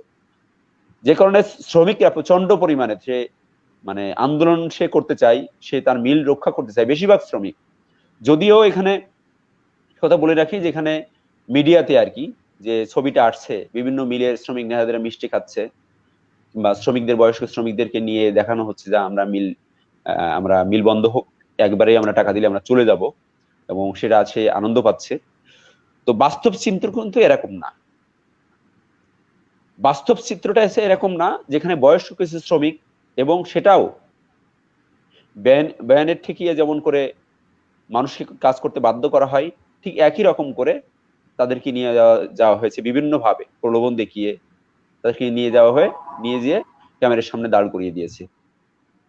তো একইভাবে শ্রমিক নেতাদেরকেও, কেননা এই শ্রমিক নেতারা তো এখানে রাজনীতি করে, তারা সরকার দলীয় রাজনীতি যেমন করে, আবার এখানে সরকার মানে এখানে নানা ধরনের দুর্নীতি অপকর্মের সাথে সেও যুক্ত। ম্যাক্সিমাম শ্রমিক নেতারা নানা ধরনের এর সাথে যুক্ত, দুর্নীতির সাথে যুক্ত। তো এই শ্রমিকের নেতারা রাজনীতি কর্মীদের শ্রমিকদের নিয়েই, মানে যদি মিল না থাকে তাহলে তো তার কোনো অস্তিত্ব থাকবে না। তো সেই জায়গা থেকে যতটুকু অর্থে সে মানে মনে করছে মিলগুলো থাকুক, আর নইলে মানে শ্রমিকদের প্রতি দরদ থেকে আমি সেটা বলবো না, কারণ তার যদি মিল না থাকে তাহলে তার নেতৃত্ব করার কোনো জায়গা থাকবে না। তো সেই জায়গা থেকে সেও মিষ্টি যে আনন্দ স্মৃতি খেয়েছে আমি এটা বলবো না। ম্যাক্সিমাম শ্রমিক আমি যতটুকু জানি এক ধরনের চাপ প্রয়োগ করে একজন শ্রমিক নেকে একটা পিছনে পুলিশ প্রশাসন জোর করে তাকে মুখে মিষ্টি লাগিয়ে দেওয়া হচ্ছে। তো এটা বলবো যে শ্রমিক অঞ্চলে বাস্তবিক অর্থেই এক ধরনের বিদ্রোহ করার কিংবা সুযোগ পেলেই সে আন্দোলনে নামবে, সেই ধরনের একটা শক্তি ভেতরে শ্রমিকদের আছে। কিন্তু বাস্তব যে ধরনের প্রশাসনিক চাপ, সরকার দলীয় রাজনীতির চাপ, সেই কারণে সে রাস্তায় এই মুহূর্তে নামতে পারছে না। তো আর আরেকটা প্রশ্ন করছিলেন যে সরকার সিদ্ধান্ত শ্রমিকদের পরিস্থিতি কি, মানে কি মনে করছে সে এই মুহূর্তে, যে সরকার বলছে সে 6 লক্ষ টাকা থেকে একদম 54 লক্ষ টাকা পর্যন্ত সে পাবে। তো এবং সেই টাকাটা যে সে পাবেই 100% নিশ্চিত, এবং 2 মাসের ভিতরে সেটা দিয়ে দেওয়া হবে। 2 মাস মানে সেপ্টেম্বরের ভেতরেই সেটা দিয়ে দেওয়া হবে। প্রথমত হচ্ছে 50%, এবং বাকি যে 50% থাকবে সে সঞ্চয়পত্রের মাধ্যমে সে ইচ্ছা করলে উঠায় নিতে পারবে। তো এটা বাস্তবিক শ্রমিক এটা বিশ্বাস করে না, কেননা সে এটা মনে করে, মানে আমি এভারেজ শ্রমিকদের কথা বলছি আর কি, প্রায় 90% শ্রমিক এটা মনে করে যে গভর্নমেন্ট, যে সরকার এই করোনার মধ্যে মিল বন্ধ করে দিতে পারে, যে সরকার তার মজুরি আদায়ের জন্য, মজুরি কমিশন আদায়ের জন্য আমরণ অনশন করতে হয়, রোজার ভেতরে রোজা রেখে আমাকে আন্দোলনে নামতে হয় দিনের পর দিন, এবং আমরণ অনশন কর্মসূচি পালন করতে 3 জন শ্রমিক এখানে মারা গেছেন। তো এই ধরনের পরিস্থিতি, অর্থাৎ প্রত্যেকটা জায়গা থেকে আন্দোলন করে করে অধিকার আদায় করতে হয়, সেই সরকার আজকে আমার 100% আমার যে বেতন ভাতা বকেয়া যেগুলো আছে, পিএফ গ্র্যাচুইটি যেগুলো আছে সেগুলো দিবে, এটা ম্যাক্সিমাম শ্রমিকরা এটা বিশ্বাস করে না। সে এটা মনে করে যে কিছু সে দিবে, তারপরে কি হবে এটা নিয়ে একটা প্রচন্ড একটা অনিশ্চয়তা আছে। কেননা তার সামনে আদমজি আছে, তার সামনে এখানে সোনালী, অ্যাজেক্স, এই জুট মিলগুলো খুলনার কথা বলি, অনেকগুলো অভিজ্ঞতা তার সামনে আছে। এই জন্য সে কোনোভাবে সে বিশ্বাস করে না যে একবারে সে দিয়ে দিবে। কিন্তু গভর্নমেন্টের দিক থেকে একটা কৌশল আছে, সেটা হচ্ছে যে বয়স্ক যে শ্রমিক যারা আছে 8,000 শ্রমিক, 8,800 কতজন জন, এই শ্রমিকদের পাওনাটা সে দিয়ে দিতে পারে। কিন্তু বাকি শ্রমিক যারা, এই শ্রমিকদের এই টাকা পাওয়ার যে গভর্নমেন্ট দিবে এটা সে বিশ্বাস করে না। বদলি শ্রমিক যারা আছে, এই শ্রমিকরা যাদের সংখ্যা শান্তভাই এখানে বলেছেন যে সরকারিভাবে 32,305 জন শ্রমিক আছেন। এর ভিতরে দৈনিক ভিত্তিক শ্রমিক আছে 5টা jute mill, Khalishpur jute mill, Daulatpur jute mill সহ 5টা জুট মিল আছে। এখানে সব মিলে কাজ করেন 23,000, এবং এর সাথে অস্থায়ী শ্রমিক হিসেবে আছে আরো 8,000 সামথিং। এই শ্রমিকরা বাস্তবিক অর্থে এখন পর্যন্ত আমাদের তথ্য মতে এই শ্রমিকরা কোনো সুযোগ সুবিধা সে পাচ্ছে না। তাহলে এই যে 32,000 সরাসরি শ্রমিক যারা বদলি শ্রমিক, এই শ্রমিকরা যাবে কোথায়? প্রচন্ড একটা অনিশ্চয়তা নিয়ে সে আজকে অবস্থান করছে। এবং আপনারা দেখছেন যে 2 জন শ্রমিক নেতাকে অ্যারেস্ট করে নিয়ে যাওয়া হয়েছে এবং কোন ধরনের মামলা দিয়েছে। তো এই পরিস্থিতিতে একটু কোনো কিছু সুযোগ, কেউ কিছু আন্দোলন করার চেষ্টা করছে, কোনো কিছু করার চেষ্টা করছে, তাৎক্ষণিকভাবেই সেটা রাজনৈতিকভাবে হোক, অন্য কোনো ভাবে হোক, প্রশাসনিকভাবে হোক, তাকে অ্যারেস্ট করা হচ্ছে, ভয়ভীতি দেখানো হচ্ছে। এবং শুধুমাত্র তোদেরকে 2 জনকে গ্রেফতার করছে তা না, ওই মিটিং এ যারাই ছিল তাদেরকে বাড়িতে যে চাপ প্রয়োগ করা হয়েছে এবং যে কোনো মুহূর্তে তাদেরকে অ্যারেস্ট করে নিয়ে যাওয়া হতে পারে, আর তারা কোনো ধরনের উদ্যোগ নেয়। তো এইভাবে একটা ভীতি কাজ করছে। আবার শ্রমিকরা এটা মনেও করে না যে শ্রমিকরা আমাদের 100% এটা দিয়ে দিবে, কারণ তার বাস্তব অভিজ্ঞতা আছে। সরকার যে রাজনৈতিক পলিসি, করোনা বিরুদ্ধে যে সিদ্ধান্তটা নিল, এটা প্রচন্ড ঘৃণা ভরে সে এটা প্রত্যাখ্যান করছে। কিন্তু বাস্তবিক অর্থে এই দেশের যে পরিস্থিতি এবং করোনা পরিস্থিতি এবং প্রশাসনিক যে উদ্যোগ, সেই উদ্যোগের কারণে এই মুহূর্তের জন্য সে খুব বেশি আগাতে পারছে না। এই আছে আমার যে প্রশ্নগুলো করছিলেন সেটার প্রেক্ষিতে আমার কথা। ধন্যবাদ রুহুলকে। যেই পরিস্থিতির কথা রুহুল এতক্ষণ ধরে বললেন, এই পরিস্থিতি আমরা এর আগেও দেখেছি, যখন 80-র দশক থেকে রাষ্ট্রায়ত্ত কলগুলো বন্ধ করা শুরু হয়েছে।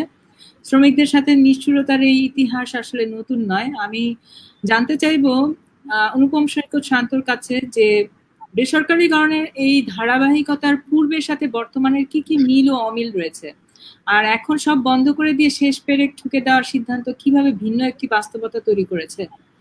যে কোনো বেসরকারীকরণের ক্ষেত্রে লোকসানের কথাটা সামনে নিয়ে আসা হয়। এ যাবৎ বেসরকারীকরণের অভিজ্ঞতায় কি দেখা যায়? বেসরকারীকরণ করার মাধ্যমে কি শিল্প প্রতিষ্ঠানগুলো লাভজনক হয়ে গিয়েছে? শ্রমিকরা কি নতুন করে কাজ পেয়েছে? রাষ্ট্র কি লাভবান হয়েছে? এরকম কিছু প্রশ্ন আমাদের দর্শকদের তরফ থেকে এসেছে এবং আমি চাই যে অনুপম সৈকত শান্ত এই উত্তরগুলো আমাদের সাথে আলোচনা করুন। ওকে, ধন্যবাদ। তো আমি একটু ইতিহাসের জায়গা থেকেই আলোচনাটা আসলে করতে চাই। এখানে একটা ছোট স্লাইড প্রথমে একটু দেখাই।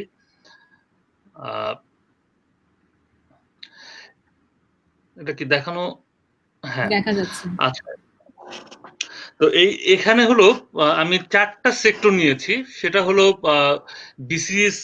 বিসিআইসিটা হচ্ছে বাংলাদেশ রসায়ন শিল্প কর্পোরেশন, তারপর বিটিএমসি হচ্ছে Bangladesh textile mills corporation, BSEC এটা হলো ইস্পাত শিল্প এবং প্রকৌশল কর্পোরেশন, আর বিজেএমসি তো রাষ্ট্রায়ত্ত পাটকলগুলোর যে সেটা। তো এখানে হলো প্রথম নীল যেটা, সেটা হলো যে যখন এই প্রতিষ্ঠানটা গঠিত হয়, হ্যাঁ, বিসিএসসিটা আসলে গঠিত হয়েছে 1976 সালে। তার আগে এটা 3টা শিল্প প্রতিষ্ঠানের কর্পোরেশন ছিল। সেটা 72-এ 3টা ছিল। একটা হলো সার ও রসায়ন, তারপর কাগজ ও বোর্ড, আর হলো ট্যানারিস। এই 3টা মিলে 1976 সালে হলো এটা হয় হলো বিসিআইসি। তখন ছিল 88টা, হ্যাঁ, 88টা শিল্প কারখানা। হ্যাঁ, সেটা কিছু কয়েক বছরের মধ্যে বেড়ে 97টা হয়েছিল। এবং এই যে সেই 70-এর শেষ থেকে 80 দশক থেকে যে বেসরকারীকরণ এবং বন্ধকরণ এবং পুঁজি উইথড্র এগুলোর মাধ্যমে সেটা এখন এখানে আছে হলো 13টা বিসিআইসির অধীনে। একইভাবে বিটিএমসি ছিল যখন এটা প্রতিষ্ঠা হয় সে সময় ছিল 74টা, সেটা বেড়ে 86টা এবং এখন আছে এটা 25টা। এই 25টার মধ্যে কিন্তু আবার সবগুলোই চালু তা না, 25টার মধ্যে চালু আছে 8টা হলো সাময়িকভাবে বন্ধ, 7টা এরা আসলে আবার পুনঃ অধিগ্রহণ করছে, এখন মামলা চলছে সম্ভবত, হ্যাঁ, আর 2টা নতুন ভাবে তৈরি করার একটা প্রজেক্ট চলছে। একইভাবে যদি বিএসইসি যেটা ইস্পাত, হ্যাঁ, সেখানে এখানে এটা ছিল হলো 62টা, সেটা একটা বেড়ে 63 এবং এখন আছে মাত্র 9টা। এবং এই 9টার মধ্যে মানে আসলে কোনো ইস্পাত তৈরির যে কারখানা সেগুলো কিন্তু নাই। এখানে আছে হলো ইস্টার্ন কেবলস বা ব্লেড ফ্যাক্টরি এই ধরনের আর কি, হ্যাঁ। অথচ মানে চট্টগ্রাম স্টিল মিলস যেটা ছিল আর কি, সেটা কিন্তু 1.5 লাখ টন তৈরির যে সক্ষমতা নিয়ে তৈরি হয়েছিল পাকিস্তান আমলে, সেটা কিন্তু বন্ধ হয়ে গেছে। সেই ইস্পাতের ক্ষেত্রে কিন্তু এখন মানে তুমুল ভাবে ব্যবসা করছে বিএসআরএম, তারপর আবুল খায়ের গ্রুপ, তারপর RSRM, হ্যাঁ, তাদের মানে বার্ষিক উৎপাদন ক্ষমতা একটার হলো 6 লাখ টন, একটার 12 লাখ টন, হ্যাঁ, একটার 4 লাখ টন। আর বিজেএমসি তো এটা আমরা মোটামুটি অলরেডি আলোচনা এসেছে, 78টা ছিল যখন এটা তৈরি হয়, পরে 81 সাল নাগাদ এটা 82টা হলো, এবং এখন বিজেএমসির হাতে আছে 32টা। এই 32টার ব্যাপারে একটু অনেকে একটু কনফিউজ হয়ে যায়, কারণ অনেকগুলো সংখ্যা এখানে আসে। কেউ বলে 22টা পাটকল চলছে, কেউ বলে 25টা, অনেক সময় 26টা, আর 32টা, এই কয়েকটা সংখ্যা আছে। এটা একটু আমি ক্লিয়ার করে নিই। এখানে আসলে চালু বিজেএমসির আন্ডারে চালু কল আছে হলো 25টা। এই 25টা চালু কলের মধ্যে 22টা হলো পাট কল, আর 3টা হলো নন জুট মিল। হ্যাঁ, নন জুট মিল মানে একটাতে ওখানে যন্ত্রপাতি তৈরি হয়, আর একটাতে গ্লাস শিট তৈরি হয়, এরকম। আর তাহলে এই 25টা, আর বাকি যে 7টা, সেই 7টা আসলে এখন বন্ধ। তার মধ্যে একটা অলরেডি বিজেএমসির হাতে আছে, সেটা হলো মনোয়ার জুট মিল, সেটা বন্ধ। আর বাকি 6টা, সেটা হলো সেই 82-র দিকে এটা বেসরকারি করা, কিন্তু এখন ওটা মামলা চলছে, তারা পুনঃ অধিগ্রহণ করার একটা মামলা চলছে আর কি। হ্যাঁ, সেই হিসাবে বিজেএমসির এই 32টা। তো এই প্রেক্ষাপটটা তুলে ধরে আমি এখন একটু বেসরকারীকরণের ইতিহাসের দিকে একটু আমি যেতে চাই। বেসরকারীকরণটা যদি আমরা দেখি, সেটা আসলে অনেক সময় আমরা বলি যে 80-র দশক থেকে, কিন্তু আসলে 80-র দশক থেকে না, এটা সেই 70-এর দশকে সেই জিয়াউর রহমানের আমল থেকে কিন্তু এই বেসরকারীকরণটা শুরু হয়েছে। 1977 সালে একটা নতুন শিল্পনীতি ওইখানে জিয়াউর রহমানের সময় নেওয়া হয়েছিল। সেখানে বলা হয়েছিল 8 ধরনের শিল্প বাদে, মানে 8 ধরনের শিল্প সরকারের হাতে রাখবে, বাদ বাকি সব শিল্প তারা ব্যক্তি মালিকানায়, ব্যক্তি উদ্যোক্তাদের হাতে ছেড়ে দিবে আর কি। সেই হিসাবে ওই সময় 120টা পুরাতন মালিকের হাতে, 120টা শিল্প কিন্তু পুরাতন মালিকের হাতে ফেরত দেওয়া হয়েছে, এবং 225টা বেসরকারীকরণ করা হয়েছে। তারপর 1982 থেকে 1989, ওইখানে 1982 সালে এরশাদের আমলে আরেকটা শিল্প নীতি হয়, সেখানেও ওই একই তাদের একই প্রজেক্ট, যেটা হলো বেসরকারীকরণ করা। সেখানে কিন্তু টোটাল 222টা, হ্যাঁ, 1982 থেকে 1989 পর্যন্ত 222টা কিন্তু রাষ্ট্রায়ত্ত শিল্প প্রতিষ্ঠান এটা বেসরকারি করা হয় আর কি। তো এরপরে 1993 সালে বিএনপি সরকার নির্বাচনের মাধ্যমে আসার পরে তারা এই বেসরকারীকরণ করার জন্য তারা কিন্তু একটা প্রতিষ্ঠানই তৈরি করলো আর কি, সেটার নাম হলো প্রাইভেটাইজেশন বোর্ড।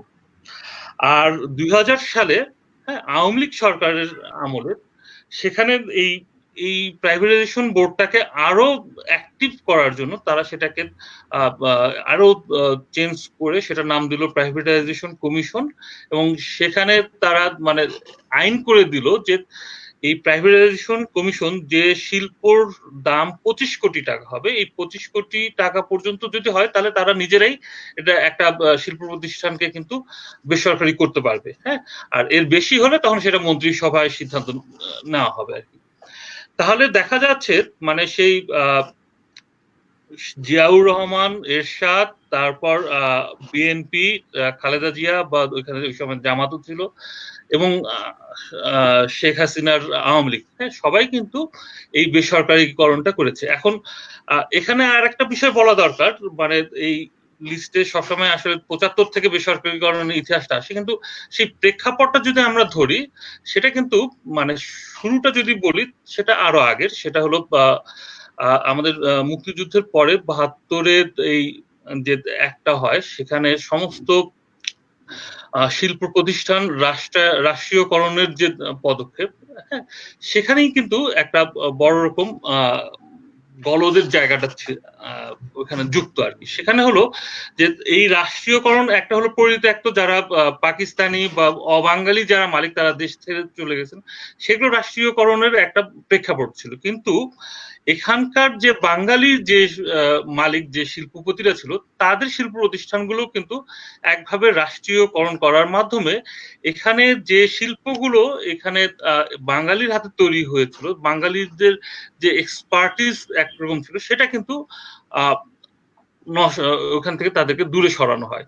সরানোর মাধ্যমে এখানে আওয়ামী লীগের নেতা এবং পাকিস্তান আমলের বা মুক্তিযুদ্ধের সময়ে যেসব আমলা এবং কর্মকর্তারা কাজ করেছে তাদের হাতে কিন্তু এই সমস্ত প্রতিষ্ঠান করে এই শিল্প কারখানাগুলো কিন্তু দেওয়া হয়, এবং শুরু থেকেই এগুলো কিন্তু একটা মানে চরমভাবে লুটপাট দুর্নীতির সাথে কিন্তু যুক্ত হয়, এবং লোকসানের মধ্যে কিন্তু একদম প্রথম থেকেই এই কলকারখানাগুলো কিন্তু পড়ে আর কি। হ্যাঁ, ফলে মানে সেই লোকসানগুলোকে দেখিয়েই কিন্তু পরবর্তীতে এই বিরাষ্ট্রীয়করণগুলো করা হয়।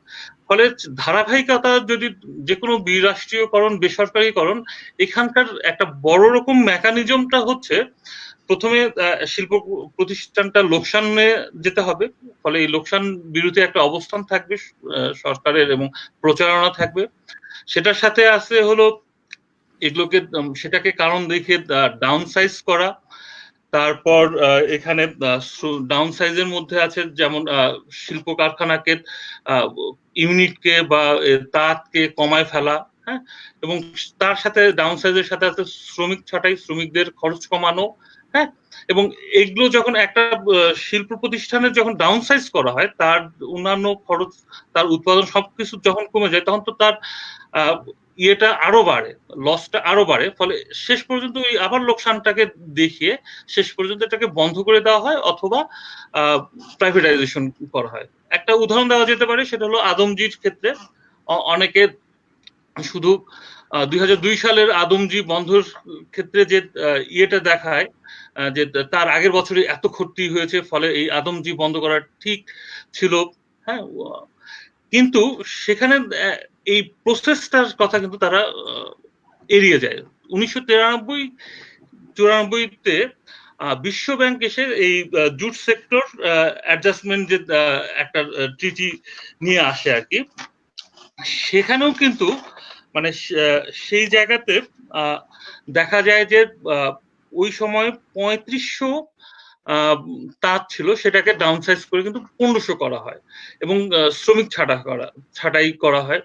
এগুলোর মাধ্যমে কিন্তু ওই সময়কালে মানে বিশ্ব ব্যাংক যে 25 কোটি ডলার এখানে অনুদান দিয়েছিল, আসলে শোনা যায় যে তার মধ্যে মাত্র 5 কোটি নাকি সরকার পেয়েছেন, এবং একই সময় 25 কোটি ডলার দিয়েছিল ভারতকে, হ্যাঁ, সেটা ইউএনডিপির আন্ডারে দিয়েছিল সেখানে নতুন পাট শিল্প গড়ে তোলার জন্য। তো সেটারই কিন্তু ধারাবাহিকতায় এই আদমজি মানে কন্টিনিউয়াসলি এবং আরো অনেক বেশি করে কিন্তু লোকসানের মধ্যে পড়ে সেই লোকসানের গল্প শুনিয়ে কিন্তু এটা শেষ পর্যন্ত বন্ধ করা হলো আর কি। এখন আমরা যদি দেখি এই লোকসানগুলোর ক্ষেত্রে কিছু বিষয়, সেখানে আমরা কয়েকটা জিনিস আমরা দেখতে পারবো। সেটা হলো ঋতু আপা একটু আগে বলেছিল প্রাইভেটাইজেশন কমিশনের সমীক্ষার ব্যাপারে। আসলে প্রাইভেটাইজেশন কমিশন দুটো সমীক্ষা আমরা জানি, সেটা হলো 2010-এ একটা, 2013-তে একটা। তো 2013-র যে সমীক্ষা প্রাইভেটাইজেশন কমিশন, তারা দেখাচ্ছে যে 1975 থেকে 2013 সাল এই পর্যন্ত বেসরকারি খাতে ছাড়া হয়েছে 644টা শিল্প প্রতিষ্ঠান। এই 644টা শিল্প প্রতিষ্ঠানের মধ্যে বেসরকারি খাতে ছেড়ে দেওয়া 644টা শিল্প প্রতিষ্ঠানের মধ্যে 458টি শিল্প প্রতিষ্ঠানের কোন রকম খোঁজ খবর তারা পায়নি, মানে ওই শিল্প প্রতিষ্ঠানগুলো আর নাই। সেগুলোর ক্ষেত্রে কি হয়েছে, খন্ড খন্ড করে জমি তারা আবাসন প্রকল্পে হয়েছে, সেখানে দোকানপাট হয়েছে, মার্কেট হয়েছে, সেখানে হোটেল হয়েছে, হ্যাঁ, কিন্তু ওই শিল্প প্রতিষ্ঠান আর নাই। মানে 644-এর মধ্যে 458টা। যে 186টা শিল্প প্রতিষ্ঠান প্রাইভেটাইজেশন কমিশনের তারা খোঁজ পেয়েছে, সেই 186টার মধ্যে 96টা হলো চালু ছিল আর 90টা কিন্তু বন্ধ। হ্যাঁ, তাহলে মানে কি পরিমাণ লাভ হলো বা কি পরিমাণ শ্রমিক আবার কাজ পেলো সেটা কিন্তু আমরা এখান থেকেই বুঝতে পারছি যে 644টার মধ্যে মাত্র 96টা কিন্তু শিল্প প্রতিষ্ঠান চালু।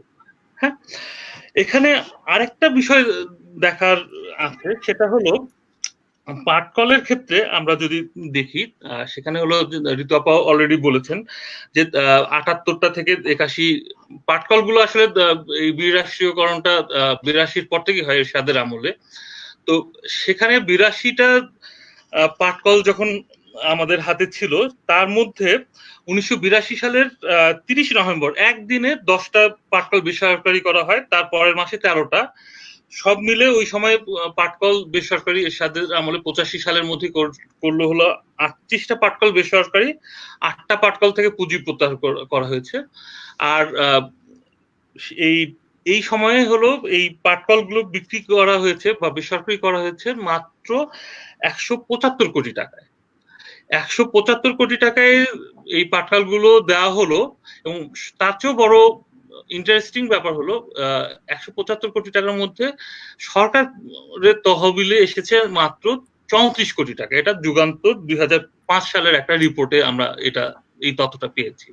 হ্যাঁ, তার মানে শুধু জমির যে দাম, হ্যাঁ, আমরা অন্য সবকিছু যদি বাদ দিই, সেই জমির দামও তো মানে অনেক হাজার কোটি টাকা হওয়ার কথা, সেই জমির দামও বিক্রি হয়নি। 174 কোটি টাকা, মানে অনেক কম দামে বিক্রি করেছে, এবং সেই কম দামের পুরো টাকাটাও কিন্তু সরকারের তহবিলে মানে যুক্ত হয়নি আর কি।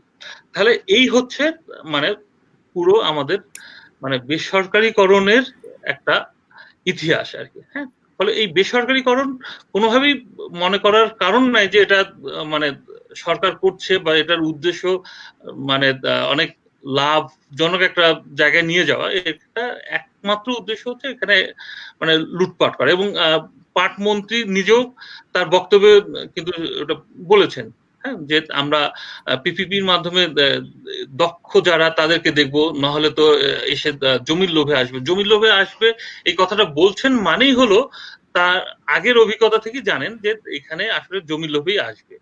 আর আরেকটা কথা আমি বলে শেষ করি, সেটা হচ্ছে যে এই লুটপাটের বাইরে কয়েকটা জায়গা আছে যে সেখানে কোনো উদ্যোক্তা বা তারা কিন্তু লাভের আশায় আসতে পারেন। হ্যাঁ, সেটা হলো যে এই বিজেএমসি তে কয়েকটা প্রকল্প চলছে, তার মধ্যে একটা হচ্ছে সোনালী ব্যাগ প্রকল্প ঢাকার লতিফ বাওয়ানি পাটকলে। সেখানে সোনালী ব্যাগের জন্য একটা প্ল্যান্ট অলরেডি তৈরি হয়েছে, সেখানে দৈনিক এখন 2000 সোনালী ব্যাগ তৈরি করা যায়। সেটাকে রানিং প্রকল্প হচ্ছে, এটাকে 1 লাখ দৈনিক 1 লাখ ব্যাগ তৈরির ক্যাপাসিটি তৈরি করার চেষ্টা করছে। ফলে বিজেএমসির রিপোর্টেই আছে যে এটা তারা মানে ফিউচার প্রোডাক্ট বলতেছে, এবং এটা মানে এটা দিয়ে তাদের মানে মূল ব্যবসা আবার লাভজনক হবে। হ্যাঁ, এই ধরনের আশাবাদ কিন্তু তারা দেখে আর কি। এটা একটা দিক। তো এটাতে আসবে। একটা প্রকল্প চলছে জামালপুরে, সেটা হলো সেখানে Sheikh Hasina specialised jute textile. হ্যাঁ, তাহলে জুট টেক্সটাইল মানে হলো এখানে যে পাট সুতাও তৈরি হবে, সেই সুতা থেকে আবার তারা টেক্সটাইল পণ্যও তৈরি করবে। হ্যাঁ, ফলে এখানে অনেক ভ্যালু অ্যাড হবে। এটা বাইরে অনেক ভ্যালু অ্যাডেড পণ্য তারা বিক্রি করতে পারবে, ফলে এটা অবশ্যই লাভজনক হবে। তাহলে সরকারি টাকায় এই মানে এই প্রজেক্টটা চলছে, এবং এটা বেসরকারি খুবই মানে অনেকেই আগ্রহী হবে। হ্যাঁ, এই প্রজেক্টটার প্রতি। আরেকটা প্রজেক্ট আছে, সেটা হলো পাট পাতা নিয়ে। সেটা জার্মানি একটা কোম্পানির সাথে অলরেডি কন্ট্রাক্ট চুক্তি হয়েছে এবং পাইলট চলছে। হ্যাঁ, ময়মনসিংহ অঞ্চলের প্রায় কত 2 লাখ টন পাতা তারা মানে পুরো জার্মানি এটা হলো নিয়ে যাবে আর কি। হ্যাঁ, এই পণ্যটা। তো এরকম একটা নিশ্চয়তার জায়গাতে একটা প্রজেক্ট চলতেছে। তাহলে এগুলো আসলে কিন্তু খুবই বেসরকারি ইয়েদের জন্য খুবই লোভনীয় আর কি। হ্যাঁ, ফলে সেগুলো হবে। আর বাকিগুলোর আসলে যেগুলো লক্কর ঝক্কর বা হয়তো কিছু, যেহেতু পাট পণ্যের এখন বাজারটা গোটা দুনিয়াতেই খুবই এক্সপান্ডিং, ফলে কিছু হয়তো করবে, আর একটা বড় অংশ তারা আসলে করবে আর কি। লুটপাট করা ছাড়া অন্য কোনো উদ্দেশ্য আমি দেখি না আর কি। এই পর্যন্ত। ধন্যবাদ। আচ্ছা, ধন্যবাদ। ধন্যবাদ অনুপম সৈকত শান্তকে। আমরা একটা জিনিস এখানে বুঝলাম যে বেসরকারি উদ্যোগে যে পাটকলগুলো তৈরি হচ্ছে সেগুলো তো তাদের মতো চলতে পারে, কাজেই রাষ্ট্রায়ত্ত পাটকলগুলো তারা বন্ধ না করলেও আসলে পারতো। আহ আর এখানে আরেকটা বিষয় লক্ষণীয় যে এর আগে আমরা দেখে আসছি যে এর পূর্বে বেসরকারীকরণ করে পাট খাত সম্প্রসারণের কথা বলা হতো, এখন বলা হচ্ছে সরকারি ও বেসরকারি অংশীদারিত্ব অর্থাৎ পিপিপি। এর মধ্য দিয়ে খুব বেশি কোনো পরিবর্তন হবে কিনা এই ব্যাপারে আমরা নিশ্চিত না। এই কারণে বলছি কারণ পিপিপি সাধারণত পূর্বে যেগুলো হয়েছে সেগুলো হয়েছে বেশিরভাগ বন্দর, জ্বালানি, স্বাস্থ্য, রাস্তাঘাট এবং অন্যান্য অবকাঠামো নির্মাণে। সরাসরি কৃষির সাথে ওতপ্রোতভাবে যুক্ত শিল্প কারখানা এরকম উদাহরণ দেখা যায়নি। কাজে পিপিপি যদি হয়ও তা হবে একেবারেই নতুন এবং এক অর্থে পরীক্ষামূলকই। কোথা থেকে অর্থ আসবে, কার কতটুকু নিয়ন্ত্রণ থাকবে, এর সাথে সামঞ্জস্য রেখে কি আইন প্রাসঙ্গিক হবে, এগুলোর ব্যাপারে সুনির্দিষ্ট ও অনুসরণযোগ্য কোনো মডেল আমাদের সামনে আসলে নেই। তবে এতটুকু বলা যায় যে পিপিপির প্রেসক্রিপশন আসলে উদার অর্থনৈতিক নীতিরই একটি নতুন সংযোজন এবং বিশ্ব ব্যাংকের অনেক প্রকল্প জনস্বার্থ রক্ষা করতে ব্যর্থ হবার পর এবং বেসরকারীকরণ বিপুল বিরোধিতার মুখে পড়ার পর বিশ্ব ব্যাংক সমালোচিত হয়েছে বারবার। সেই সমালোচনার মুখে নামে মাত্র সরকারের অংশীদারিত্ব নিশ্চিত করাই তখন সমাধান হিসেবে উঠে এসেছে এবং বেসরকারীকরণ তোপের মুখে পড়ার ফলে পিপিপির প্রতি এই ঝোঁক আমরা লক্ষ্য করছি। কিন্তু পিপিপির সাফল্য নিশ্চিত কোনো প্রমাণ কিন্তু আমাদের কাছে এখন পর্যন্ত নেই এই অর্থে যে এই ধরনের পাটকল জাতীয় কোনো খাতে আমরা এই পিপিপির হতে এখনো দেখিনি। কিন্তু সাধারণভাবে ধরা হয় প্রাইভেট না করে পিপিপিতে গেলে সরকারের নিয়ন্ত্রণ বজায় থাকবে। এটা একটা অনুমান, এটা একটা ধারণা। আসলে পিপিপি হলো সরকার ও ব্যক্তি মালিকানার সম্মিলিত শোষণের পথ সুগমের একটি নতুন তরিকা। আমি এটাই বলবো। এখানে শ্রমিক বা ভোক্তার প্রকৃত অর্থে লাভবান হয় না, বরং জনগণের সম্পদ ব্যবহার করে বেসরকারি মুনাফা অর্জনের পথ সুদৃঢ় করে এই পিপিপি। সেদিক থেকে আমাদের কাছে এখন এই মুহূর্তে যদি বলা হয় যে পিপিপি করলে যে সম্প্রসারণ হবে সেটার কোনো সম্ভাবনা আমরা দেখতে পাচ্ছি না, বরং আমরা যে ব্যক্তি মালিকানাধীন পাটকলগুলোর অবস্থা দেখছি সেটা দেখে আমরা অনুমান করতে পারি যে এই রাষ্ট্রায়ত্ত কলগুলোকে ছাড়াই তাদের জমি আয়ত্ত করা ছাড়াও কিন্তু বেসরকারি খাত গড়ে উঠছে এবং সেটার কারণ হচ্ছে যে আন্তর্জাতিক বাজারে পাটের একটা চাহিদা তৈরি এবং সেই দিক থেকে খেয়াল করলে দেখা যাবে যে এই রাষ্ট্রায়ত্ত কলগুলোকে বেসরকারি বা পিপিপি করার আসলে কোনো প্রয়োজনীয়তা ছিলই না। এই পর্বে আমি একটা প্রশ্ন এসেছে আমাদের কাছে, সেই প্রশ্নটা এসে আমার মনে হয় রুহুল সেই প্রশ্নটা খুব ভালো উত্তর দিতে পারবে। সেটা হচ্ছে যে খুলনা বেল্টে যে শ্রমিক আন্দোলনের ইতিহাস, বিশেষ করে পাটকল শ্রমিকদের সক্রিয়তা, আন্দোলন, লড়াই সংগ্রাম নিয়ে অনেক কিছু ঘটেছে যেগুলো দূর থেকে অনেক সময় অনেকে অনুসরণ করতে পারেনি বা দেখতে পারেনি এবং সে কারণে এই প্রশ্নটা উঠেছে যে ট্রেড ইউনিয়নের রাষ্ট্রীয় ক্ষমতা থাকা দলীয় সংগঠনের নেতাদের আধিপত্য কি সবসময় ছিল, নাকি এটা মানে কখনো ছিল কখনো ছিল না, বা আন্দোলন যে শক্তিশালী করে গড়ে উঠতে আসলে বাধাটা কোথায় ছিল। এটার মধ্য দিয়ে আমি রুহুল আমিনকে বলবো যে এই বিষয়ে একটু আলাপ করতে আমাদের সাথে। ধন্যবাদ। এখানে যে আলোচনাটা শান্ত ভাই করেছেন, মানে 82 সালের পর থেকে যে বিভিন্ন পদক্ষেপ, মিল বন্ধ করে দেওয়া, বেসরকারি মালিকানার হাতে তুলে দেওয়া, তো সর্বশেষ 2002 সালে যখন আদমজি বন্ধ হয় তখনও যেভাবে করে শ্রমিকরা আন্দোলন করতে চেয়েছে, কিন্তু বাস্তবিক অর্থে রাষ্ট্রীয় প্রশাসন যেমন ওখানকার শ্রমিক নেতারা তারা সরকারি যে নানা ধরনের সুযোগ সুবিধা সরাসরি বললি যে টাকার প্রলোভন, সেভাবে করে তারা বিক্রি হয়ে গেছে।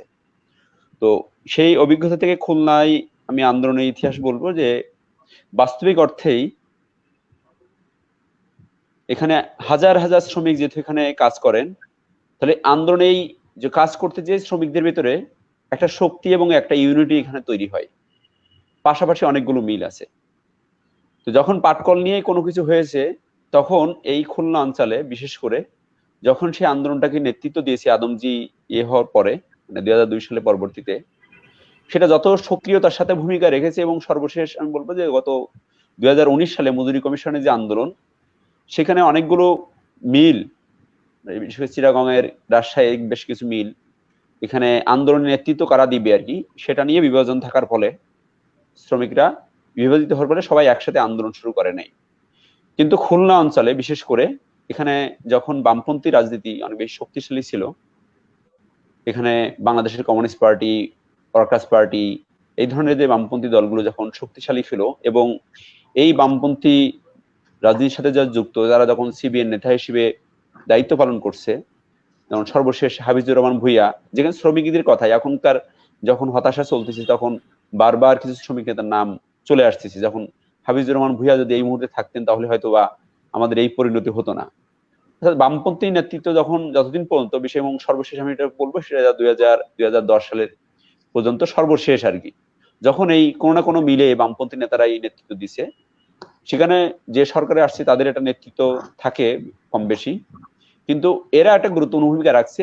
যেহেতু শ্রমিকের অধিকার আদায় করার জন্য ট্রেড ইউনিয়ন গুলো পরিচালনা করেন শ্রমিক নেতারাই।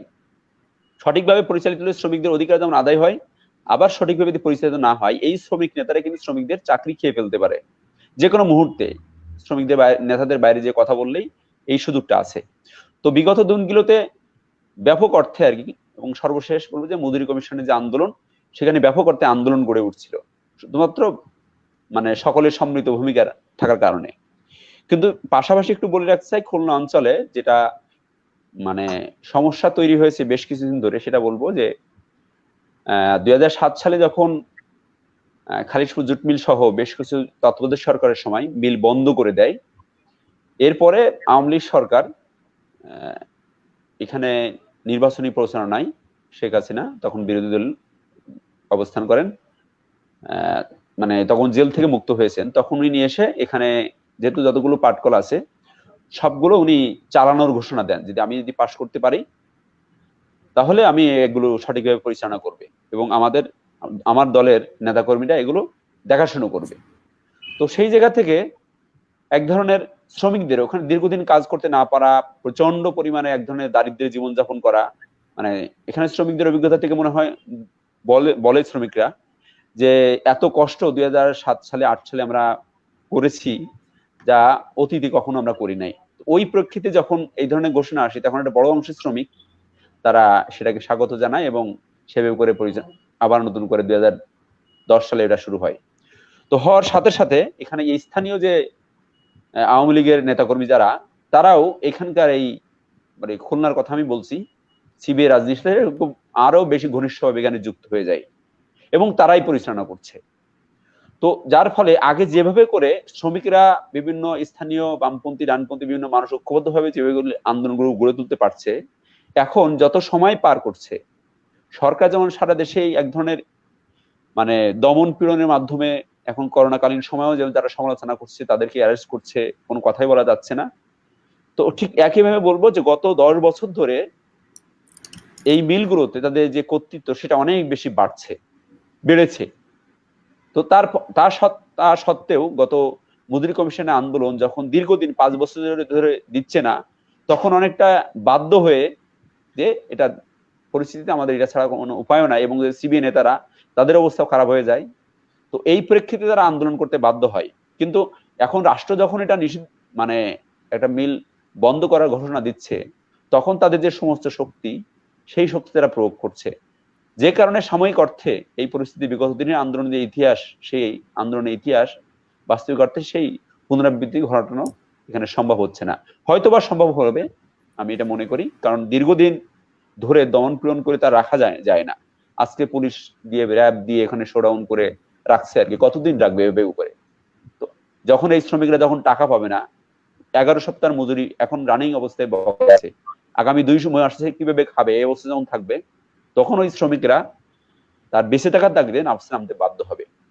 তখন এটা পরিবর্তন হবে বলে আমরা আশাবাদী। আচ্ছা, আর আরেকটা বিষয়, হ্যাঁ আরেকটা বিষয় একটু শান্তবার সাথে অ্যাড করতে চাচ্ছিলাম, যে আলোচনা করছেন যে পাটমন্ত্রী উনি নিজেই তার আলোচনার সময় আগুন বলছেন যে বেসরকারি যে পাটকলগুলো সেইগুলোতে পারিশ্রমিক দেওয়া হয় 250 টাকা থেকে 300 টাকা। এখানে রাষ্ট্রায়ত্ত যে পাটকল সেগুলো শ্রমিকদের বেতন অনেক বেশি। অর্থাৎ একটা দেশের মন্ত্রী যখন বেসরকারি পাটকল, সেটা তো মানে সরকার ঘোষিত মজুরি কমিশন সেটাকে মানে না এবং খুব মানে অমানবিক জীবনযাপন করতে শ্রমিকদের বাধ্য করছে এবং তার শ্রমটা কেড়ে নিচ্ছে জোরপূর্বক, সেটা দেখিয়ে সে তার মানে রাষ্ট্রায়ত্ত পাটকলগুলো বন্ধ করার যে বৈধতা সেগুলো যখন নিয়ে আসে সামনে, তখন খুব স্বাভাবিকভাবে আমাদের কাছে পরিষ্কার হয় যে এই পাট মন্ত্রী মিলগুলো আবার সঠিকভাবে যে পরিচালনা করবে বাস্তবতা নাই তার। দ্বিতীয়ত, যদিও চালু করে কিছু কিছু, আমি বলবো সেখানে ইতিমধ্যে আর কি যে বেসরকারি পাটকলগুলো ইতিমধ্যে খুলনা অঞ্চলে যে প্রত্যেকটা মিল গেটে এসে বেসরকারি মিলগুলো তারা বিজ্ঞপ্তি দিচ্ছে শ্রমিক মানে কর্মকর্তা কর্মচারী আহ্বান করে। অর্থাৎ এই শ্রমিক যেহেতু বাজার চাহিদা বাড়ছে, সারা বিশ্বে পাটজাত পণ্যের চাহিদা বাড়ছে, তাহলে এই যে মিলগুলো আছে, বেসরকারি মিলগুলো আছে, সেই মিলগুলোতে যাতে এই সমস্ত দক্ষ শ্রমিক তার জীবনের তাগিদে বাধ্য হয়ে ওই মিলগুলোতে প্রবেশ করে, তার একটা পথ তৈরি করে দেওয়ার জন্য এই কাজটা করা হয়েছে। বাস্তবিক অর্থেই এই মিলগুলোকে চালু রাখার জন্য না, বরঞ্চ ওদেরকেই আরো বেশি সুযোগ তৈরি করে দেওয়া, দক্ষ শ্রমিকদের তারা বেসরকারি মিলগুলোতে ঢোকানোর একটা আয়োজন করে দিল মাত্র। ধন্যবাদ রুহুল আমিনকে। আমরা এটা মানে আরো স্পষ্ট হলাম আপনার ভাষ্য থেকে যে আসলে যেটা হবার কথা ছিল সেটা হচ্ছে বেসরকারি পাটকলগুলোতে যেহেতু মজুরি কম, তাদের আসলে উচিত ছিল রাষ্ট্রায়ত্ত কলের যে মজুরি স্কেল সেটাকে অনুসরণ করা এবং সেটাকে বাস্তবায়ন করা। সেটা না করে আমরা ঠিক উল্টো পথটাই দেখছি এবং সেটার কারণ আসলে সরকার এই বেসরকারি করণকে আসলে সহযোগিতা করে আসতে চাচ্ছে। এবং আমরা যে পিপিপির কথা বলছে তারা, যেখানে পাবলিক এবং প্রাইভেট পার্টনারশিপ হবে, এটার পিপিপির মূল উদ্দেশ্য যদি আমরা ফিরে দেখি তাহলে সেটার উদ্দেশ্য কিন্তু উৎপাদন খরচ কমানো। অর্থাৎ উৎপাদন খরচ কমানোর জন্যই আসলে পিপিপি শব্দটাকে ব্যবহার করা হচ্ছে, বেসরকারীকরণ নামটাকে একটু ভিন্নভাবে উপস্থাপন করার জন্য। কাজে বেসরকারীকরণ থেকে যে পিপিপি খুব ভিন্ন হবে সেটা কিন্তু আমরা একেবারেই আশা করতে পারি না। আর শেষ আমার যে একটি যেটা মনে হয়েছে যে বিষয়টি আমরা এখন পর্যন্ত আলোচনায় আনতে পারিনি সেভাবে, সেটা হচ্ছে যে কৃষকদের যে দর কষাকষির ব্যাপারটি, এদিক থেকে শ্রমিক যেমন মানে তারা যেমন ক্ষতিগ্রস্ত হবেন, এখানে যখন কৃষক একটা নির্দিষ্ট দামের সরকারের কাছ থেকে সরকার নির্ধারিত দামে কিন্তু বিক্রি করেন, এখন যখন রাষ্ট্রায়ত্ত কলগুলো থাকবে না তখন কি হবে, এই কৃষকের কাছ থেকে তাদের দর কষাকষির কোনো অবস্থা থাকবে না। তখন প্রাইভেট যে পাটকলগুলো তারা হয়তো একটা মানে শক্ত অবস্থানে থাকবে কৃষকদের সাথে দর কষাকষিতে। এবং হঠাৎ করে এরকম করে যখন আমরা দেখবো যে করোনা কালে যে কৃষকেরা এরই মধ্যে কৃষি মানে পাট উৎপাদন করে ফেলেছেন এবং এত ধরেন মানে যা মানে আমরা যদি দেখি বিজিএমসির কিন্তু প্রায় 8% উৎপাদন, কাজে এই 8% উৎপাদন কমে যাওয়া মানে প্রচুর পাট এখানে কিন্তু উদ্বৃত্ত পড়ে থাকবে এবং সেটার কারণে পাটের দাম পড়ে যাবে এবং সেটার কারণে দেখা যাবে যে কৃষকের দর কষাকষির ক্ষমতা কমে গেছে। এটার একটা সুদূর প্রসারী এফেক্ট হতেও পারে আমাদের সামনে, আমরা আসলে এটা বলতে পারছি না। তবে একটা বড় সম্ভাবনা আছে যে এটা হয়তো এই পাটগুলো হয়তো বিদেশেও চলে যেতে পারে র পাট হিসেবে, কিন্তু র পাট গেলে যেটা অসুবিধা সেটা হচ্ছে যে এখানে কোনো ভ্যালু অ্যাড হচ্ছে না, অর্থাৎ এটা আমাদের অর্থনীতির জন্য একটা ক্ষতিকর দিকও হবে। কারণ আমরা যত বেশি প্রসেস করে আমরা যখন যত বেশি ভ্যালু অ্যাড করব, পাট থেকে পাটের সুতা, পাট সুতা থেকে বস্তা বা ব্যাগ অথবা আরো অন্যান্য পাটজাত পণ্য, তত কিন্তু আমাদের দেশে কর্মসংস্থান তৈরি হবে। সেটা না করে যদি আমাদের ঝোঁক থাকে যে শুধু আমরা র পাট বিদেশে রপ্তানি করব এবং 60% যে ইয়ার্ন উৎপাদন করে দেখা যাচ্ছে যে আমরা রপ্তানি করছি, এটা কিন্তু আমাদের আসলে সেই অর্থে খুব বেশি মূল্য সংযোজন করছে না এবং মানে কর্মসংস্থানও সে হারে তৈরি হচ্ছে না। কাজে বেসরকারি খাতগুলোর কিন্তু এখন সামনে অনেকগুলো কাজ রয়ে গেছে। এই যে প্রোডাক্ট ডাইভার্সিফিকেশন, সেটাকে তাদের আরো মনোযোগী হতে হবে এবং নতুন শুধু সুযোগ তৈরি করলে হবে না, কর্মসংস্থান তৈরি করলেই হবে না, কৃষক এবং শ্রমিকরা যাতে তাদের ন্যায্য পাওনা পান সেটাকে নিশ্চিত করাটা এখন তাদের একটা গুরু দায়িত্ব হয়ে গেছে। আর এই প্রসঙ্গে আমরা দেখব যে আর কোনো প্রশ্ন আসছে কিনা, সেটা না থাকলে আমরা শেষের দিকে যাব।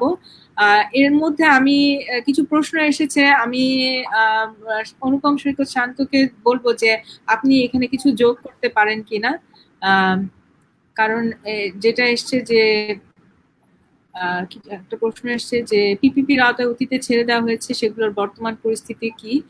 করোনা কালের সময় সারা দেশে একই সময় সকল পাটকল বন্ধ হয়ে গেল, সাথে সাথে সারা দেশের শ্রমিকদের যে জাতীয় পর্যায়ে আন্দোলন, আমরা এই প্রশ্নটার উত্তর দিয়েছি। কাজে আমার মনে হয় যে আমরা প্রায় কাছাকাছি চলে এসেছি শেষের দিকে।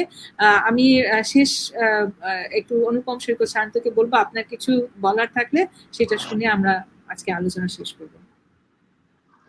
আচ্ছা, করোনাকালীন যেহেতু সময়, সেই প্রশ্নটার দিকে আমি জাস্ট করোনাকালীনটা নিয়ে আসি আর কি। হ্যাঁ, সেটা বস্তুত এই করোনার একটা স্বাস্থ্যগত ঝুঁকি তো আছেই, কিন্তু একই সাথে গোটা দুনিয়া অর্থনৈতিকভাবে কিন্তু মারাত্মক একটা ঝুঁকির মধ্যে পড়ে গেছে।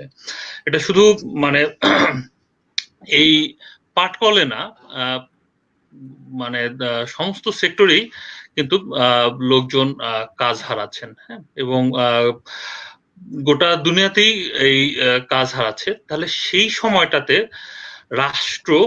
রাষ্ট্রের আসলে দরকারটা কি ছিল? দরকারটা ছিল সে কিন্তু মানে অন্যান্য প্রতিষ্ঠানগুলো, গার্মেন্টস বলি বা বিভিন্ন যে শিল্প প্রতিষ্ঠানগুলো আছে, সেগুলো তাদের সাথে এক ধরনের বার্গেইন করা, তাদের সাথে এক ধরনের কথাবার্তা বলা যে না, শ্রমিকদেরকে ছাঁটাই করা যাবে না, তাদের কর্মসংস্থানটা অক্ষুণ্ণ রাখতে হবে, সেই ধরনের একটা জায়গায় যাওয়া। তাই সেখানে সে নিজেই কিন্তু যখন এরকম মানে ৫৮,০০০ শ্রমিককে পথে বসানোর একটা পদক্ষেপ নিল, সেটা কিন্তু সে একভাবে গোটা বেসরকারি বা গোটা কর্মসংস্থানের ক্ষেত্রেই সে কিন্তু একটা গ্রিন সিগন্যাল দিল। হ্যাঁ, সে কিন্তু একটা পথ দেখালো আর কি। হ্যাঁ, যে ওকে, মানে সরকার যেখানে নিজেই মানে শ্রমিক ছাঁটাই করতেছে, শ্রমিকের কোনো দায় নিচ্ছে না, ফলে অন্য প্রতিষ্ঠানগুলোকে সে কি আর সেই বার্গেন বা সেই কথা, সেই প্রেশার সে কি ক্রিয়েট করতে পারবে? ফলে মানে এই যে একটা চরম একটা অমানবিক জায়গায় মানুষদেরকে ঠেলে দিচ্ছে, এবং সে নিজের শ্রমিকদেরকে এবং বেসরকারি প্রতিষ্ঠানকেও সেই জায়গায় উৎসাহিত করছে। হ্যাঁ, এর বিরুদ্ধে আসলে শুধু শ্রমিকদের না, এখানে আসলে একভাবে রুহুল আমিনের আলোচনায় আসলো, সেখানে কিছু হতাশা বা সেখানকার শ্রমিকরা চেষ্টা করছে, সেখানে নানা রকম অবস্থা আছে, ফলে সেখানে আসলে শ্রমিকদের অবশ্যই সামনে আসতে হবে আর কি।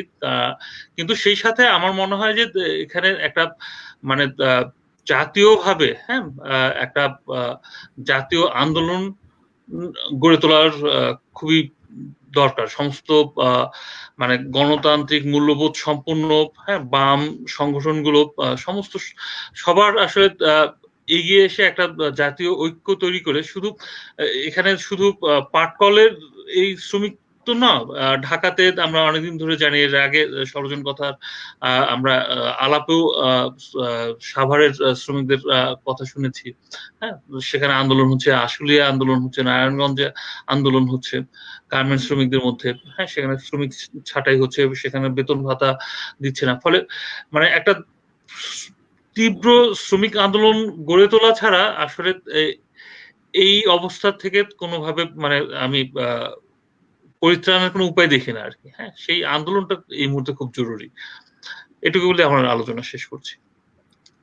ধন্যবাদ শান্ত, ধন্যবাদ রুহুল আমিন। আমরা এখন শেষ পর্যায়ে চলে এসেছি। আমরা প্রায় 1 ঘন্টা 45 মিনিটের মতো আলোচনা করলাম, এবং দীর্ঘ সময় যারা আলোচনা শুনেছে তাদের সবাইকে ধন্যবাদ জানাই। এবং আমরা আবারও বলছি যে শ্রমিককে কেন্দ্র করে যেই পাটকল গড়ে উঠেছে, সেই পাটকল শ্রমিককে কেন্দ্র করেই আবর্তিত হতে হবে, এবং তাদের দাবি পূরণ, তাদের জীবন মান নিশ্চিত করার দায়িত্ব সরকারের। এবং সেই দিক থেকে আমাদের দাবি হবে যে পরবর্তীতে প্রাইভেট সেক্টরে যে পাটকলগুলো আছে তারা যেন ন্যায্য মজুরি শ্রমিকদেরকে দিতে পারেন। এর সাথে সাথে আরেকটা বিষয় এখানে লক্ষণীয় যে সরকার যখন তার ক্ষমতা ধীরে ধীরে বাজারের কাছে ছেড়ে দেয় এবং তখন যখন কিছু লুটপাটকারী প্রভাবশালীদের সেখানে সুযোগ করে দেওয়া হয়, সরকার কিন্তু ধীরে ধীরে দুর্বল হয়ে যায়, তাদের কাছে জিম্মি হয়ে যায় এবং এটার মধ্য দিয়ে একটা গণতান্ত্রিক যেই পরিবেশটুকু বা আবহটুকু অবশিষ্ট থাকে সেটাও কিন্তু নিশ্চিহ্ন হয়ে যায়। তখন সরকার নিজেও কিন্তু একটা বিপদে পড়ে যায় যে কোনো সময় এই প্রভাবশালীরা তাদের জন্য হুমকি হয়ে দাঁড়াতে পারে। কাজে সেই দিক থেকে বিবেচনা করলে আমার মনে হয় যে এই সিদ্ধান্তগুলো যে সরকার নিচ্ছে সেগুলো তাদের পুনর্বিবেচনা করা উচিত এবং শ্রমিকদের কথা চিন্তা করা উচিত। এই শ্রমিকরাই হচ্ছে আমাদের জীবন, তারা আমাদেরকে বাঁচিয়ে রেখেছে, তারা আমাদের এই রপ্তানির যে খাতে যে এই যে এত আয় তারা নিশ্চিত করছে এবং তাদের দিকে নজর দেওয়া ছাড়া আমরা কোনোভাবেই এই পাট ক্ষেত্রকে মানে এই খাতকে সম্প্রসারণ করতে পারবো না এবং সেটার জন্য অবশ্যই শ্রমিকদের প্রতি মনোযোগী হতে হবে। এটা বলে আমি এখানেই শেষ করছি। সর্বজন কথা আলাপের পরের সপ্তাহে আপনাদের সাথে আবার দেখা হবে। আমাদের সাথে থাকুন, আমরা জানিয়ে দিব পরবর্তীতে আমরা কি বিষয় নিয়ে আলাপ করব। ধন্যবাদ।